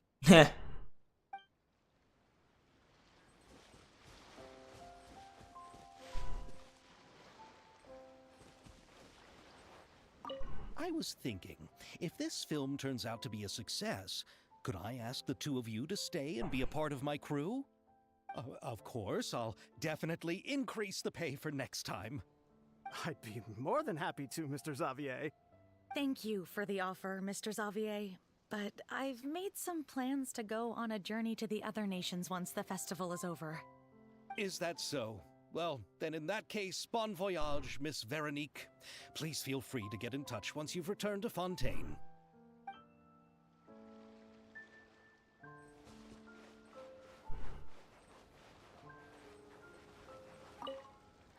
This is turning out to be quite the party.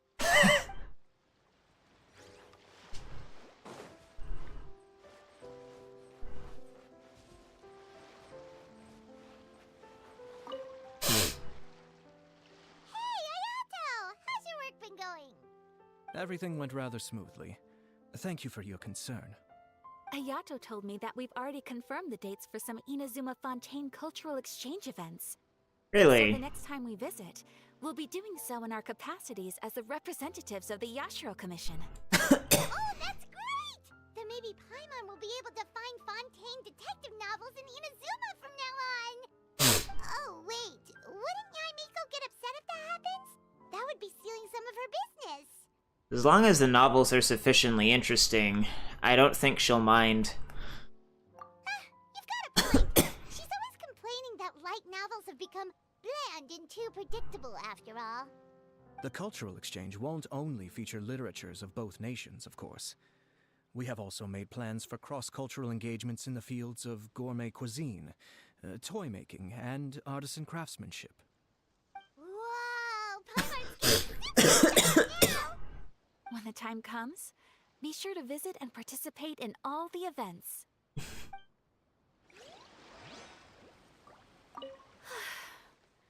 I wish we could have spent some more time here. Don't worry. It won't be long before we're back again.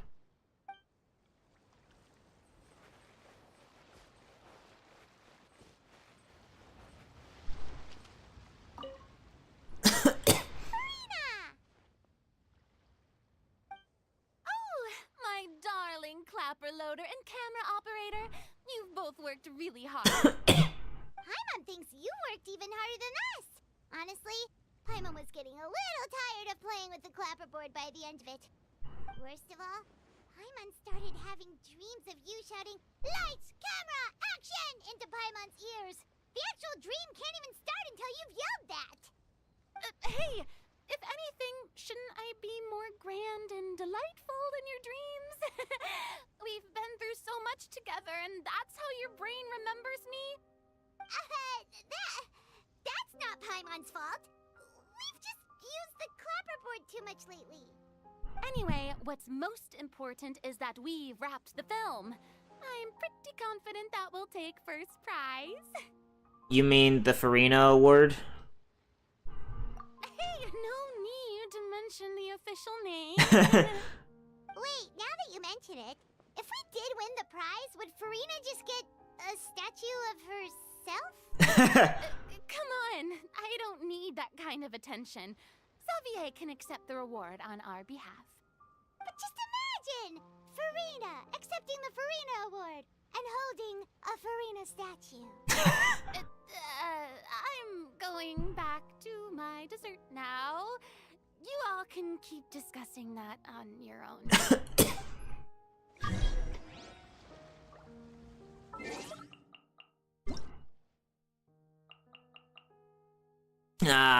I love exploits. This is totally intended.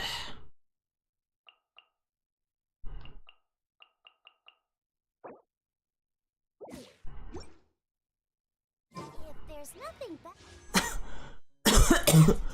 we could go foraging. What kind of dessert should I try next?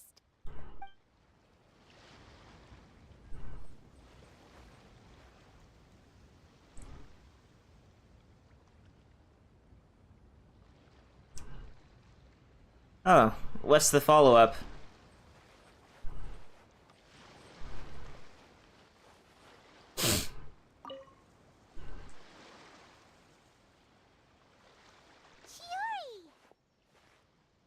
Hey, you two. Are you not really into these kinds of big social occasions? Not particularly. It's no big deal, Adam. Still better than Fontaine Fashion Week. But if this film becomes a big hit, people will definitely come flocking to your shop. Yes, that's highly likely. As long as the film can premiere as planned. Are you still worried about the case? That and all the obstacles we had to face today. You're right. It's as if all our bad luck just manifested at once. But why today of all days? No, it's nothing. We've already delivered the film to the editors, so there should be nothing more to worry about. How are you doing, Mr. Morris? You having a good time? Well, You could say that. Do you happen to know when the party is scheduled to end? Judging by how much fun everyone's having, I'd say probably not until well after midnight. Is there something that you still have to take care of at home, Mr. Morris? Oh, well, I'm just not a late night person, so I might take off shortly. Oh no! Silly me. I almost forgot something super important. Oh, what is it? I prepared a whole batch of fireworks for the party, but I forgot to bring them over from the warehouse. Fireworks, you say? That's truly a pity. Sorry things didn't go as planned. Could you help me carry them over, Mr. Morris? I won't be able to fetch all of them by myself. Me? Are you sure that you can't find anyone else? I just wanted to make this a surprise for everyone. The warehouse isn't far from here. We'll be there in no time. Pretty please, Mr. Morris. These are some of the best fireworks I've ever made. So I also want you to see them before you leave. They're stunning. I promise that they'll be a once-in-a-lifetime experience that you'll never forget. But... It's okay. Just come with me. If we're sneaky enough, nobody else will see us leaving. All right. The warehouse is right over here. I moved the fireworks there in advance, so it shouldn't be too much work bringing them back. It's still a ways away from the party. Is it? Sorry about that, Mr. Morris. It's probably because I'm used to carrying fireworks all the time, so it doesn't feel like a lot of work to me.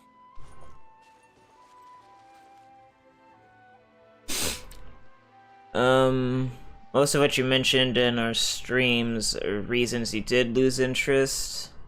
What you mean by that isn't entirely clear. I'm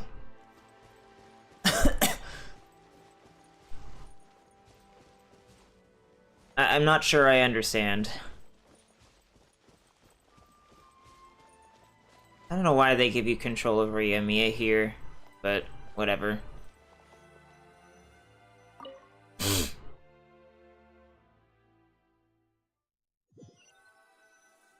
Oh, are we in a domain? It's dark in here. Wait here, Mr. Morris. I think the light switch should be somewhere over here. Why did I have to get roped into this? What was that?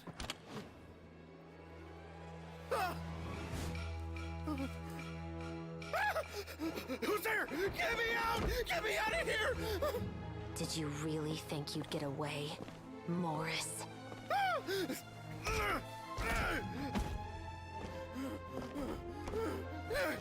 You've got the wrong guy! It wasn't me! I'm not the killer! You know, Eliza died a far more heroic death than this. She fought your assassin to the end, to save the children she had hidden beneath the floorboards.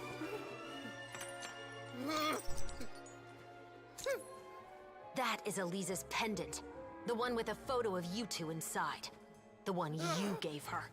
Ring any bells? It's a fake! It has to be! There's no way! No way your assassin didn't destroy it, you mean?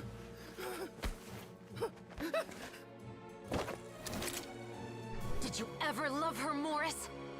Or was killing her always the plan? No, please. Listen to me. I told Eliza to keep us a secret. I paid her plenty for her silence. I never thought she'd keep the child. Everything was gonna come out, and I had no choice. She forced my hand. No! I'm begging you. I have money. Just name your price, please. You can keep your Mora, and you can go to hell.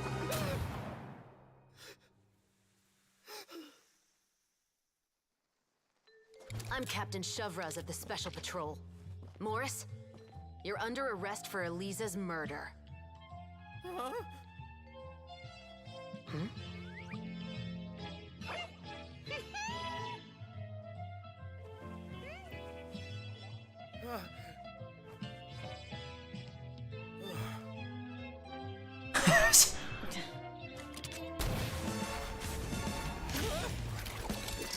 You're under arrest too, prop manager Veronique.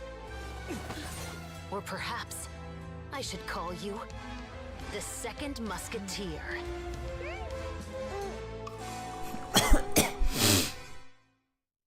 Wait, what's going on?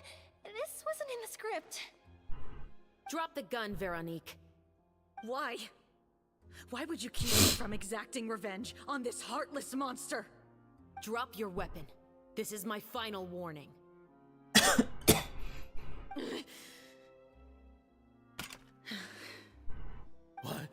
What is going on?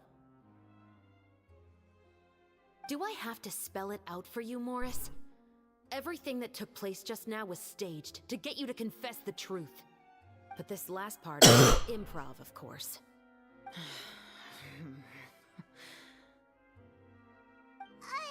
Shivers, you told us you wanted us to help you stage a play. You never said anything about the Second Musketeer. It's because even I had no way to confirm my theory until now. Thank you for your performance, Yoimiya. Could I trouble you to go and bring in the other Special Patrol members? They should be on standby just outside. Oh, and please tell the other cast members not to worry about us. We'll be rejoining them shortly. On it!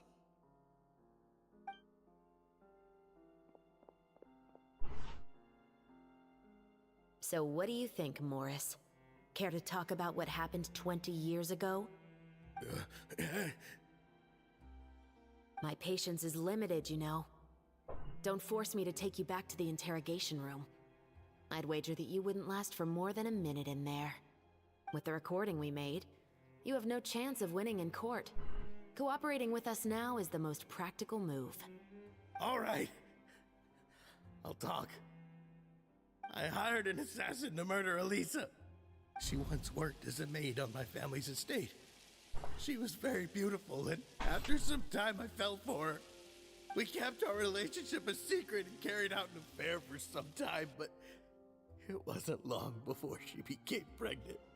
And if my parents ever found out, they would have stripped me of my inheritance and status, driven me out of my home.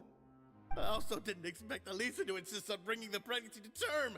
She even asked me to leave my family and travel far, far away with her. She believed that you were truly in love with her. I didn't have a choice. I gave her a large sum of mora, told her to leave the family and to get rid of the baby. But then years later, she sent me a letter. There were photos of 2 children, and she even asked if I could find some time to visit them. Huh? 2 children? Paimon thought Baptiste was the only... you mean... Even if she had the children against your will, you could have just ignored the letter entirely. Why kill her? I had just gotten engaged to be married to an heiress from another wealthy family. So if anyone were to find out about Elisa, my life would be completely ruined. I didn't have a choice. No. You always had a choice. You just made the wrong choice. Again. Do you know how it feels to watch your mother be killed right in front of you? My brother and I were hardly even school age yet. We were hidden beneath the floorboards, grasping each other's hands like a lifeline. We were so terrified that we didn't even know we could ever take a breath. All we could do was to watch Mother try to fight back, and then collapse to the floor. Even after the assassin left, we were still too terrified to leave our hiding spot. We thought that he might come back. It was only until the next evening when we finally climbed out and gathered around our mother. But she had already become cold and stiff to the touch. You made up your mind right then and there to bring this case to light. Not only that, we resolved to get our revenge. And that's why you became the Musketeers. No, that's why I became a musketeer. The man from before was also killed by me. My brother had nothing to do with it. I figured as much.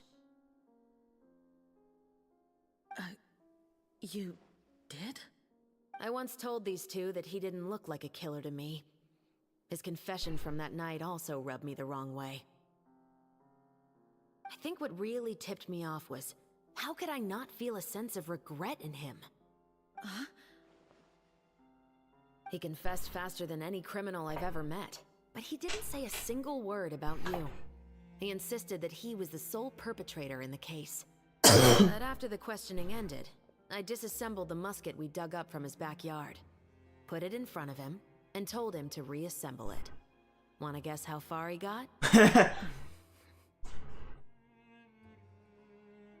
He had no idea where to even start. He's never touched a gun in his life. Based on that, I determined that he was not acting alone. He only surrendered himself to draw our attention and create a moment of opportunity for his partner. So, I decided to play along. And as expected, the second musketeer followed us without hesitation once she saw Morris get separated from the rest of the cast. Besides, why else would he call the novel The Two Musketeers? But how did you know it was Veronique? I figured it out the moment Baptiste told me his father's name. That so-called financial crisis was all just a ruse. He just wanted to sign up as the investor and then leave the film without any source of funding. After all, he has a vested interest in minimizing the reach of this story. It's really just the same thing as what he did to Eliza all those years ago. Human scum. But then Xavier pulled out all the stops and got the film made against all odds. Morris couldn't have that. With the killer in custody, he figured it was safe to act. And so he came to visit the set today, just as I expected. Wait, so you were behind all those mishaps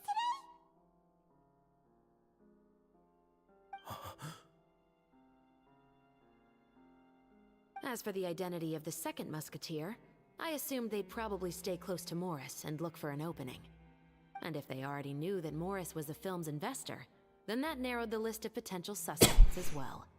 Furthermore, being the props manager would allow the culprit to avoid scrutiny by purchasing mechanical parts in the name of the crew. With that hypothesis in mind, I went back to check Baptiste's orphanage adoption records. Guess whose name I saw on the same page, just a few lines from his. My brother. He trusted you. As in, he trusted me to perform the deed on his behalf? He trusted you to stand on the side of justice. I am. I thought you could do it as well.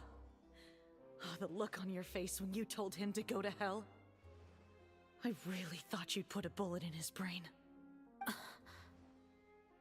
You know what he has done. Are you telling me that you'd rather see him spend the rest of his life living like a king in the fortress of Meripede? I will never be able to forget the feeling of my mother's cold, lifeless hands. And you would call this ending fair? Is this what you call justice? I won't lie, Veronique. I did hesitate when your brother first told me about the truth. I wondered. I agonized over whether I should really put a bullet in his head. So why don't you? Because that should never be how justice is carried out in this world. Uh. Perhaps, to you, justice is simply reciprocated. An eye for an eye, and a life for a life. But everyone has their own understanding of justice. If everyone were to pursue their own definition of it, there would be no more order in this world. Today, you'll kill Morris, and tomorrow, his children may come for you. The world cannot render judgments based on a desire for revenge. That will only lead to a cycle of revenge, as well as the destruction of order and civilized society. That's a fallacy. Fontaine is founded on a set of laws and a standardized code of justice. That is why we are the nation of justice. But with all that said, I will promise you this. Morris will not lead a cushy life in the fortress of Meripede. Chevros, the rest of the special patrol is here. That took a while. Thank you so much, Yoimiya. Letelia, Terena, please take them away.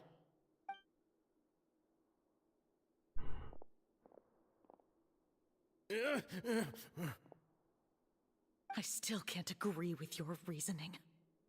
You shouldn't. I know. Justice has not been delivered. At least, not today.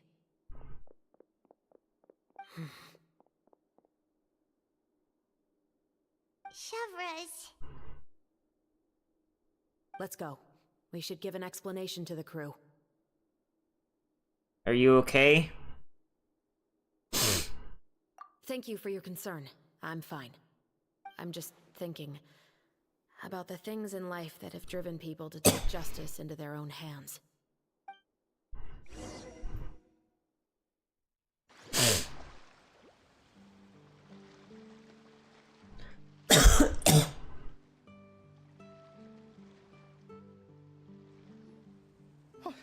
Who would have thought Morris would turn out to be... I'm at a loss of words. How could he have done something like this? I'm just glad that you're all safe and sound.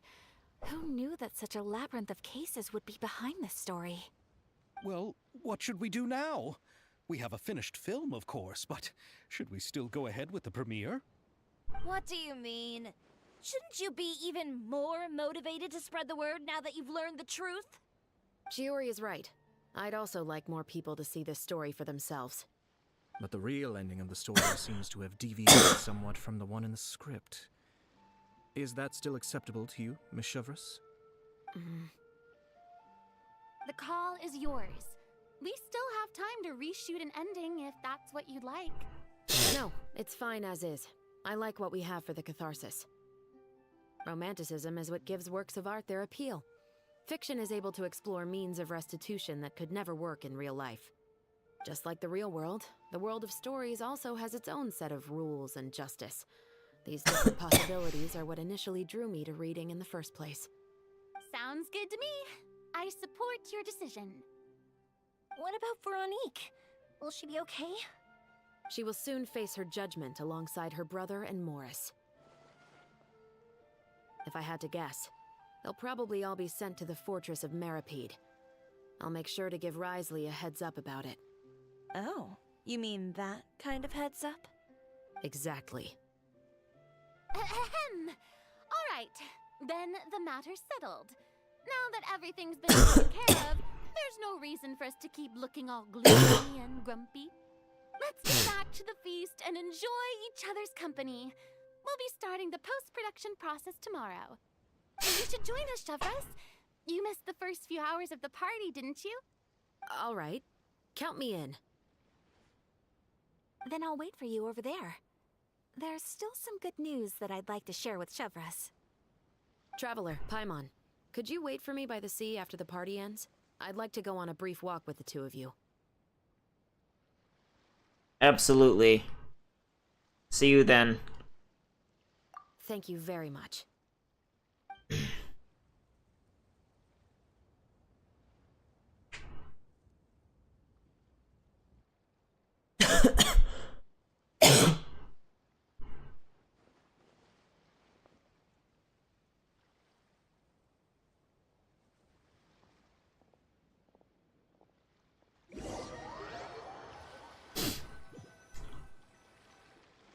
Sorry for the wait.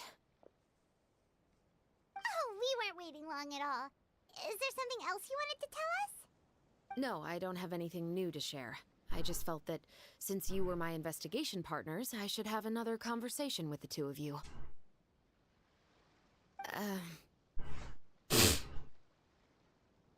Traveler, how would you have responded to Baptiste's request if you were in my shoes? I would have helped him get revenge. Just like the protagonist of the story, huh? Can't say it doesn't suit you. When I was young, my father often took me here to swim. We'd come rain or shine, even when it was freezing cold. He told me that swimming was the best activity to train one's strength of will. You could never give up before reaching the shore, especially when the water was cold. Oh?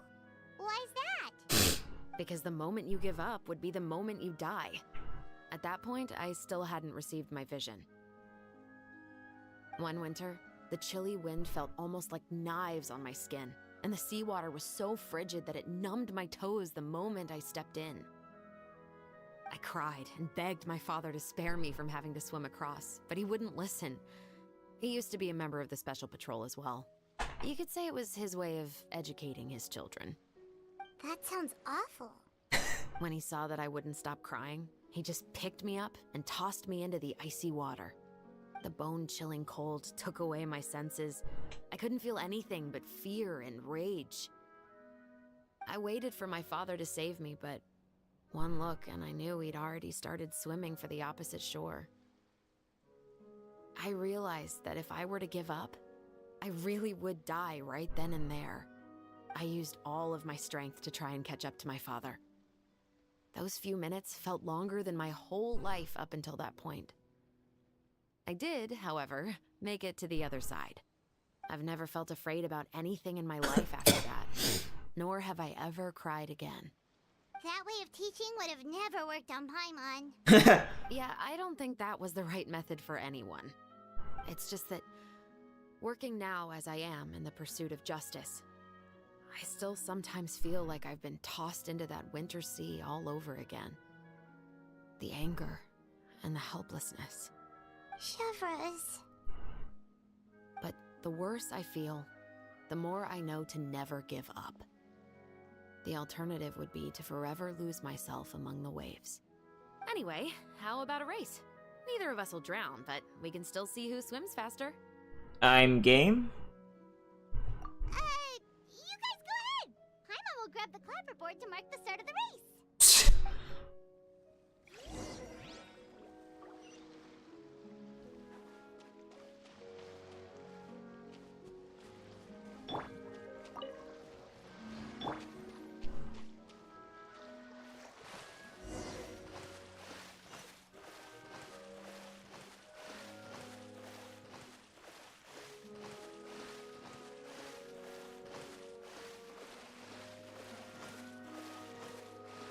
Have a swimming contest, quote unquote.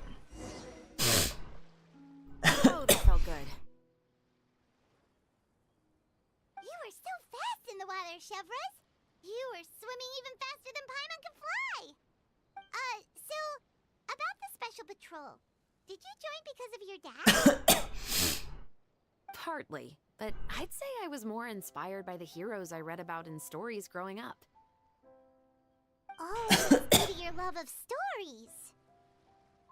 Of course, it was only after I joined the Special Patrol that I learned that truth is often stranger than fiction. Come on, let's walk a bit more.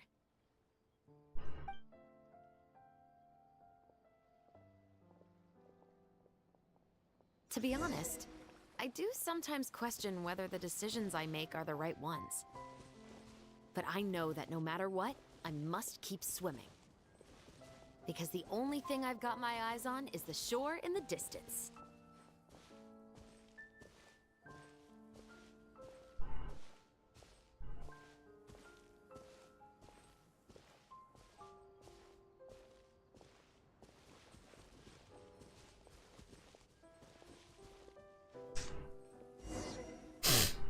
Thank you for coming on this walk with me. I feel a lot better after getting all that off my chest. You're welcome. Huh. We're nearly back at Baptiste's house. Huh. You're right. I didn't realize we were so close. He really did plant a lot of flowers. It's just like how he described it in the story. Huh? Wait. Paimon, Traveler, look! The rainbow roses in the garden. They're in full bloom now.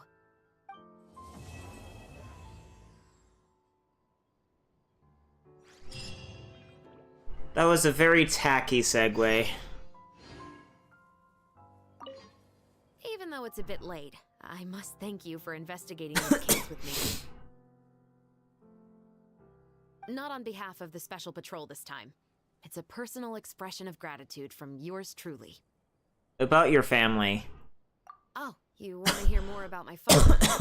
To be honest, I didn't spend that much time with him. He was always busy with the Special Patrol, so he would often return home really late at night. Some nights, he didn't come home at all. Once, he didn't come home for a long time, maybe a whole week or so. And when I went out to buy food, I learned that he had become a criminal, and by extension, that made me a criminal's daughter. But we can talk about that another day. About the case. I actually have a lot of sympathy for Veronique and Baptiste. I can understand the hatred they feel for their father. But that doesn't mean I'll allow them to walk the path of evil, even if it might lead to another sense of justice. About the film. Films are different from the real world. They're a form of art and represent the wishes in people's hearts. I adore the two Musketeers, and I'm very happy to have had the opportunity to act the role as one. I can't wait to catch the film when it premieres in the Opera House. I'm looking forward to seeing the audience's reaction to the climactic ending. Please take care. Thank you for looking out for me. I'll see you at the award ceremony. I'd be very surprised if we don't win.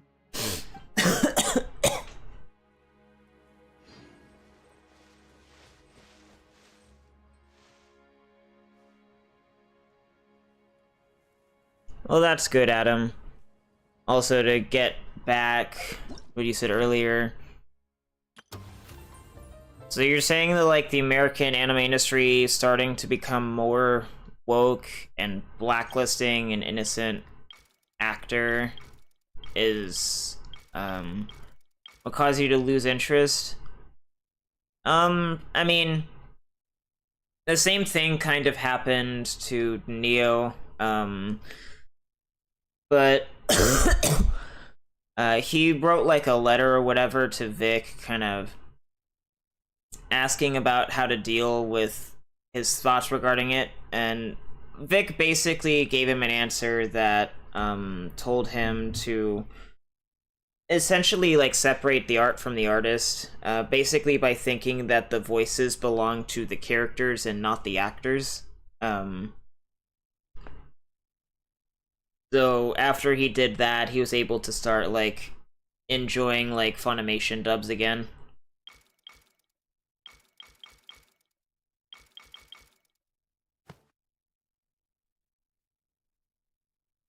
So I assume it's 20, 40, 60, 80, 100.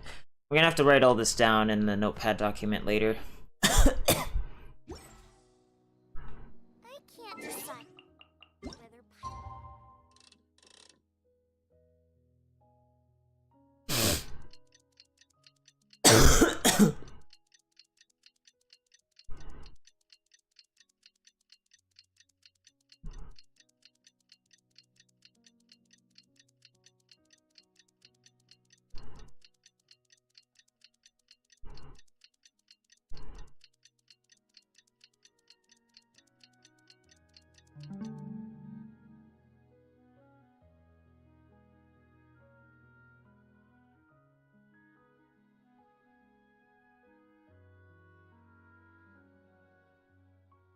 slimes taste better with salt and pepper or garlic and herbs.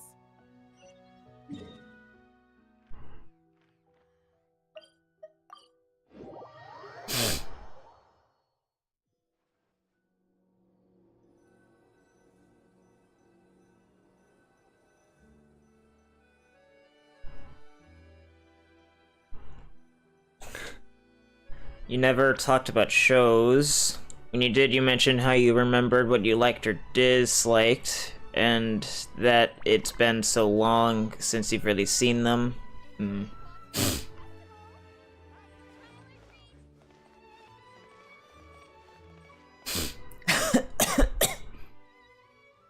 Some more time passes after that.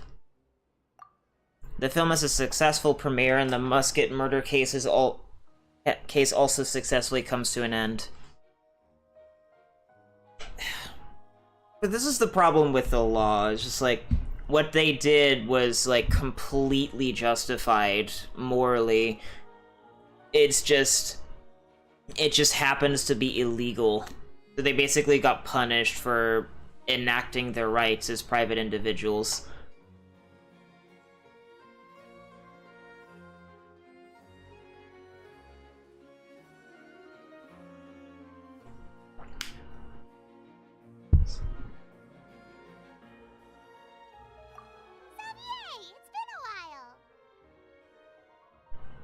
Hey there, you two! Sorry I've been scarce. I've been buried in marketing and preparing the film for release ever since we wrapped post-production. The award ceremony is today, right? Paimon wonders if we'll win the Farina Award. I'd give it a 90% chance. Farina! Oh, Paimon didn't know you were already here. You're earlier than everyone else. I'm sure the others will also be here in no time. Xavier, if we end up getting called on stage, shouldn't you come up with a name for our crew? What? But we don't even know if we're going to win. I wouldn't want to jinx our chances by celebrating early. Just open your eyes! Surely you've seen the audience's reactions to our film. We've had nothing but critical acclaim. You've also had conversations with the Opera House's operating staff, right? Didn't they want to increase the number of showings? With the How are they playing films? Office, you can now open your very own film company. But that's all credit to my amazing crew. You've all helped to make this a reality, so I can't be the only one asked to come up with a name. Well, give it some thought. I'm sure the crew will respect your choice. All right, but before that, Traveler and Paimon, could I trouble you to quickly pay a visit to the Fortress of Meripede? Huh? But shouldn't we stay for the award ceremony? I wanted to ask you two to invite Shavraz to join us at the ceremony. She's one of the lead roles, after all. Oh. I haven't been able to find her recently, so I haven't had the chance to invite her personally. According to the papers, the culprits of the Musket murder case will be personally escorted today by the captain of the Special Patrol to the Fortress of Meripede. Oh, Paimon gets it now. It'll be a piece of cake for us. Yep, just wait here, Xavier, and maybe try to come up with a few snappy-sounding names. All right, then I'll leave you to it.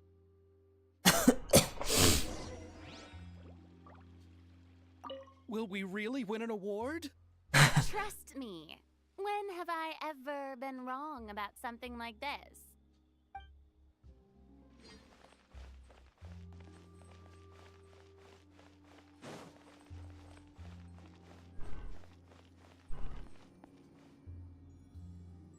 The frame rate go down there? Oh. I guess at a certain point I dropped like nearly 2,000 frames collectively. I'm not sure when that was.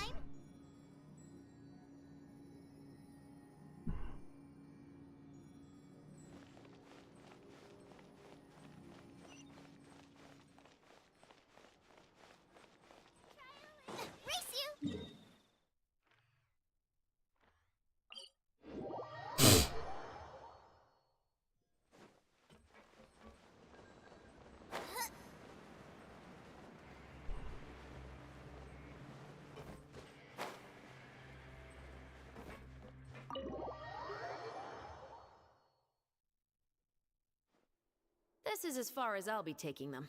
I'll leave the three of them to you now. Got another errand to run? Something like that. I'm expected at a party. Now that's something you don't hear every day. Found a new pastime? No, it's just a special occasion. Shavraz! Risley! Festivals really do bring people together. It's been a while since I last had so many visitors at the Fortress of Meripede. Call it the festival spirit, I guess. Yeah, you could say that. Even our head nurse has gotten herself all worked up preparing super deluxe nutritious shakes. Just one gulp and you'll have met all your nutrition needs. Were you talking about work just now? We've already finished discussing everything. So, what do you think about my heads up, Mr. Risley? I believe I haven't yet made any promises or guarantees. But you also didn't shoot me down. Here, how about this? You could give everyone a copy of the newspaper. Perhaps on the day when the cover story happens to, oh, I don't know, expose a certain someone's misdeeds from 20 years ago? I suppose then a certain someone may soon find himself the most unlucky person in the Fortress of Meripede? While another two people will soon be hailed as heroes. Speaking of heroes, You two need something from me? Oh, actually, we're here for... You're here to invite me to the party, right? Don't worry, I didn't forget. Ooh, then let's head back right away! See you, Risley! Happy Fontenalia Festival! And the same to you.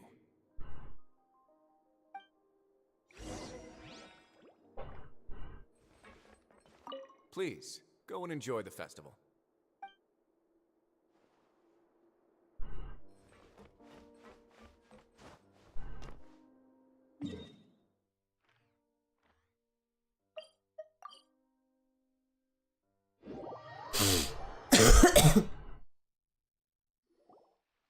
And the winner of the Farina Award for the first Fontenalia Film Festival is... The Two Musketeers!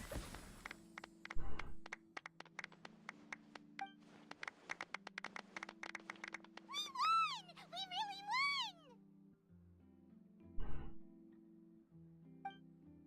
Congratulations, Mr. Xavier. We won? I can't believe it! I really can't thank all of you enough! See? My takes on Fontaine's entertainment industry have never been wrong. Now, please welcome to the stage the producer of The Two Musketeers, Mr. Xavier!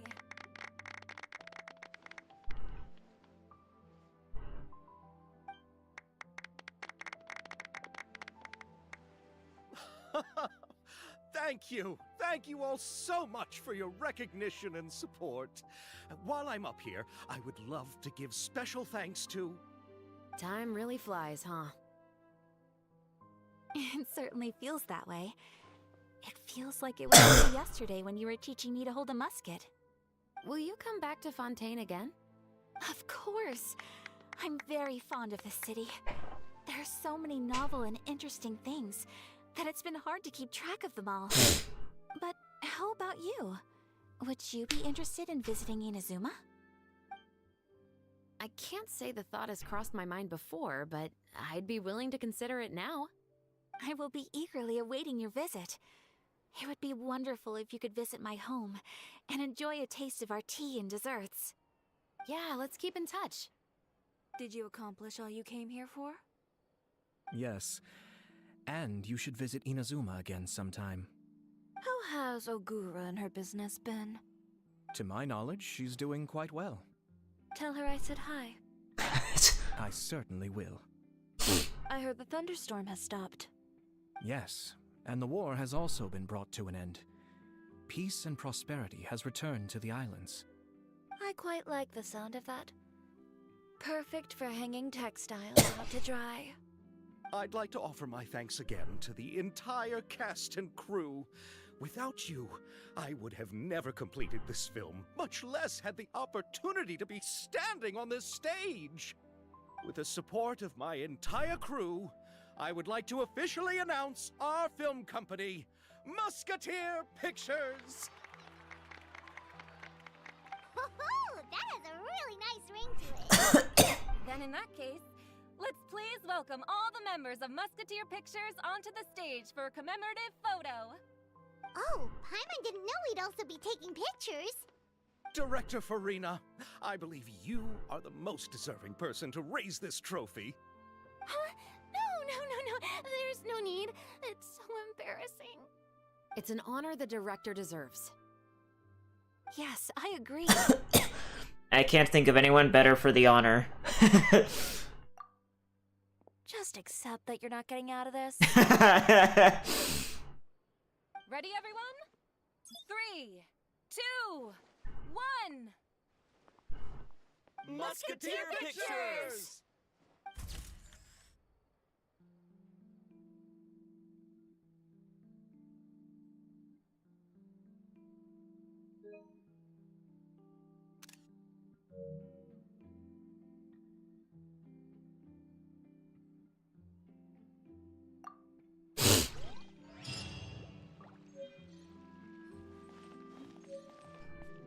Interesting. Did I drop frames again? I did.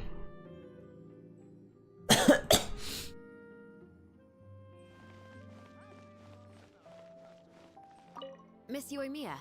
We haven't had the chance to talk, but please accept my thanks for everything you've done over the past few days. Oh, but I feel like I didn't do anything out of the ordinary. I'm very grateful for your assistance during that special performance in the warehouse. It was always going to be somewhat risky, to engage and draw away Morris all on your own. You're only a civilian and have never been trained to act in such a dangerous situation. Don't say it like that. As the director's assistant, it was my duty to help out the crew however I could. It was an honor to help you solve the case. I have to admit, though, my heart was thumping super hard the entire time I was laying on the ground. I was scared that everyone would notice. You did great. Oh, and before I forget, if you ever visit Inazuma, please come and pay a visit to Naganohara Fireworks. I'll make some fireworks for you. I even know what shape we'd make. I'm guessing a musket. Telling you now would ruin the surprise. If you really want to see it, just come visit me.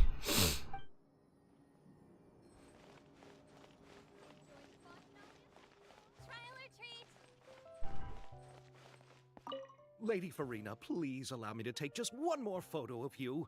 I would also love to get your autograph, just as a memento of our time together on the crew. Hey, I've had enough of the camera flashes from when we were all up on stage. But, Lady Farina, you are the best director I've ever met! The most photogenic maiden in all of Fontaine! This kind of lively and celebratory setting is exactly where you shine. I believe all photographers would agree. Come, the brightest star of our land! Show us your light! The camera is waiting to sing praises of your beauty! Well, I'm flattered, but...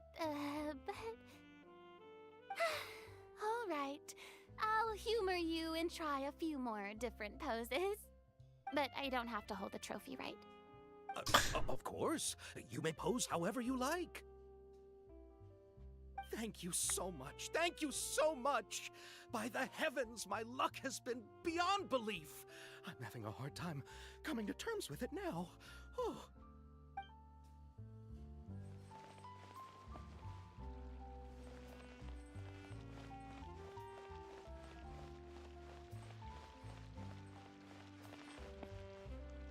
Is that in the Tevat script?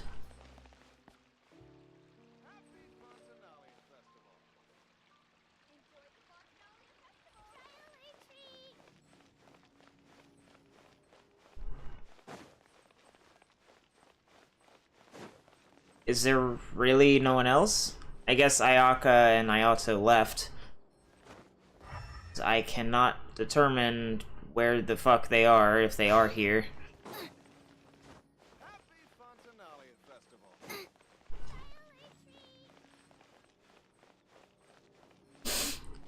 Alright, and this gave me... It didn't say. I got furnishings out of it.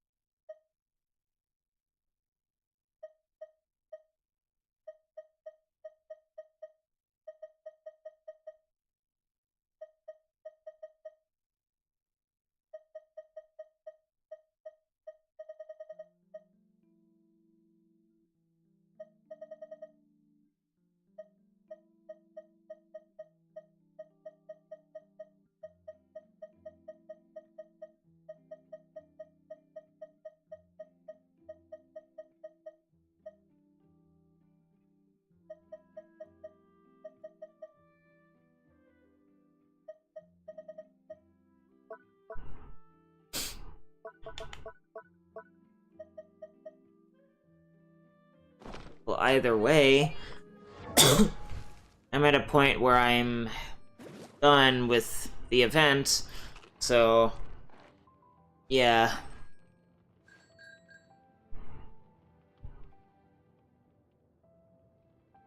If you do like or talk about anything anime related, it's most likely a meme. Things you're interested in now are combat sports, weightlifting, volleyball, making money, cheese, and sausage making. Hmm.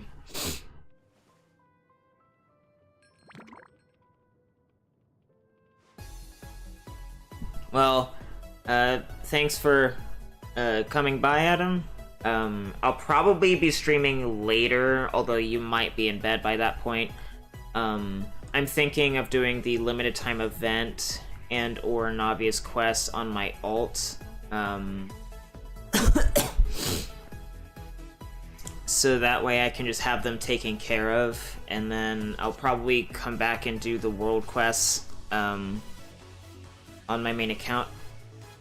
And I'm sorry that I didn't really talk to you that much. I was focusing a lot on the cutscene, so I didn't like miss some of the story like I did during the Navia quest stream. Because I was talking to people in chat and doing cutscenes at the same time, and that made it harder to focus. But yeah, I'll see you next time.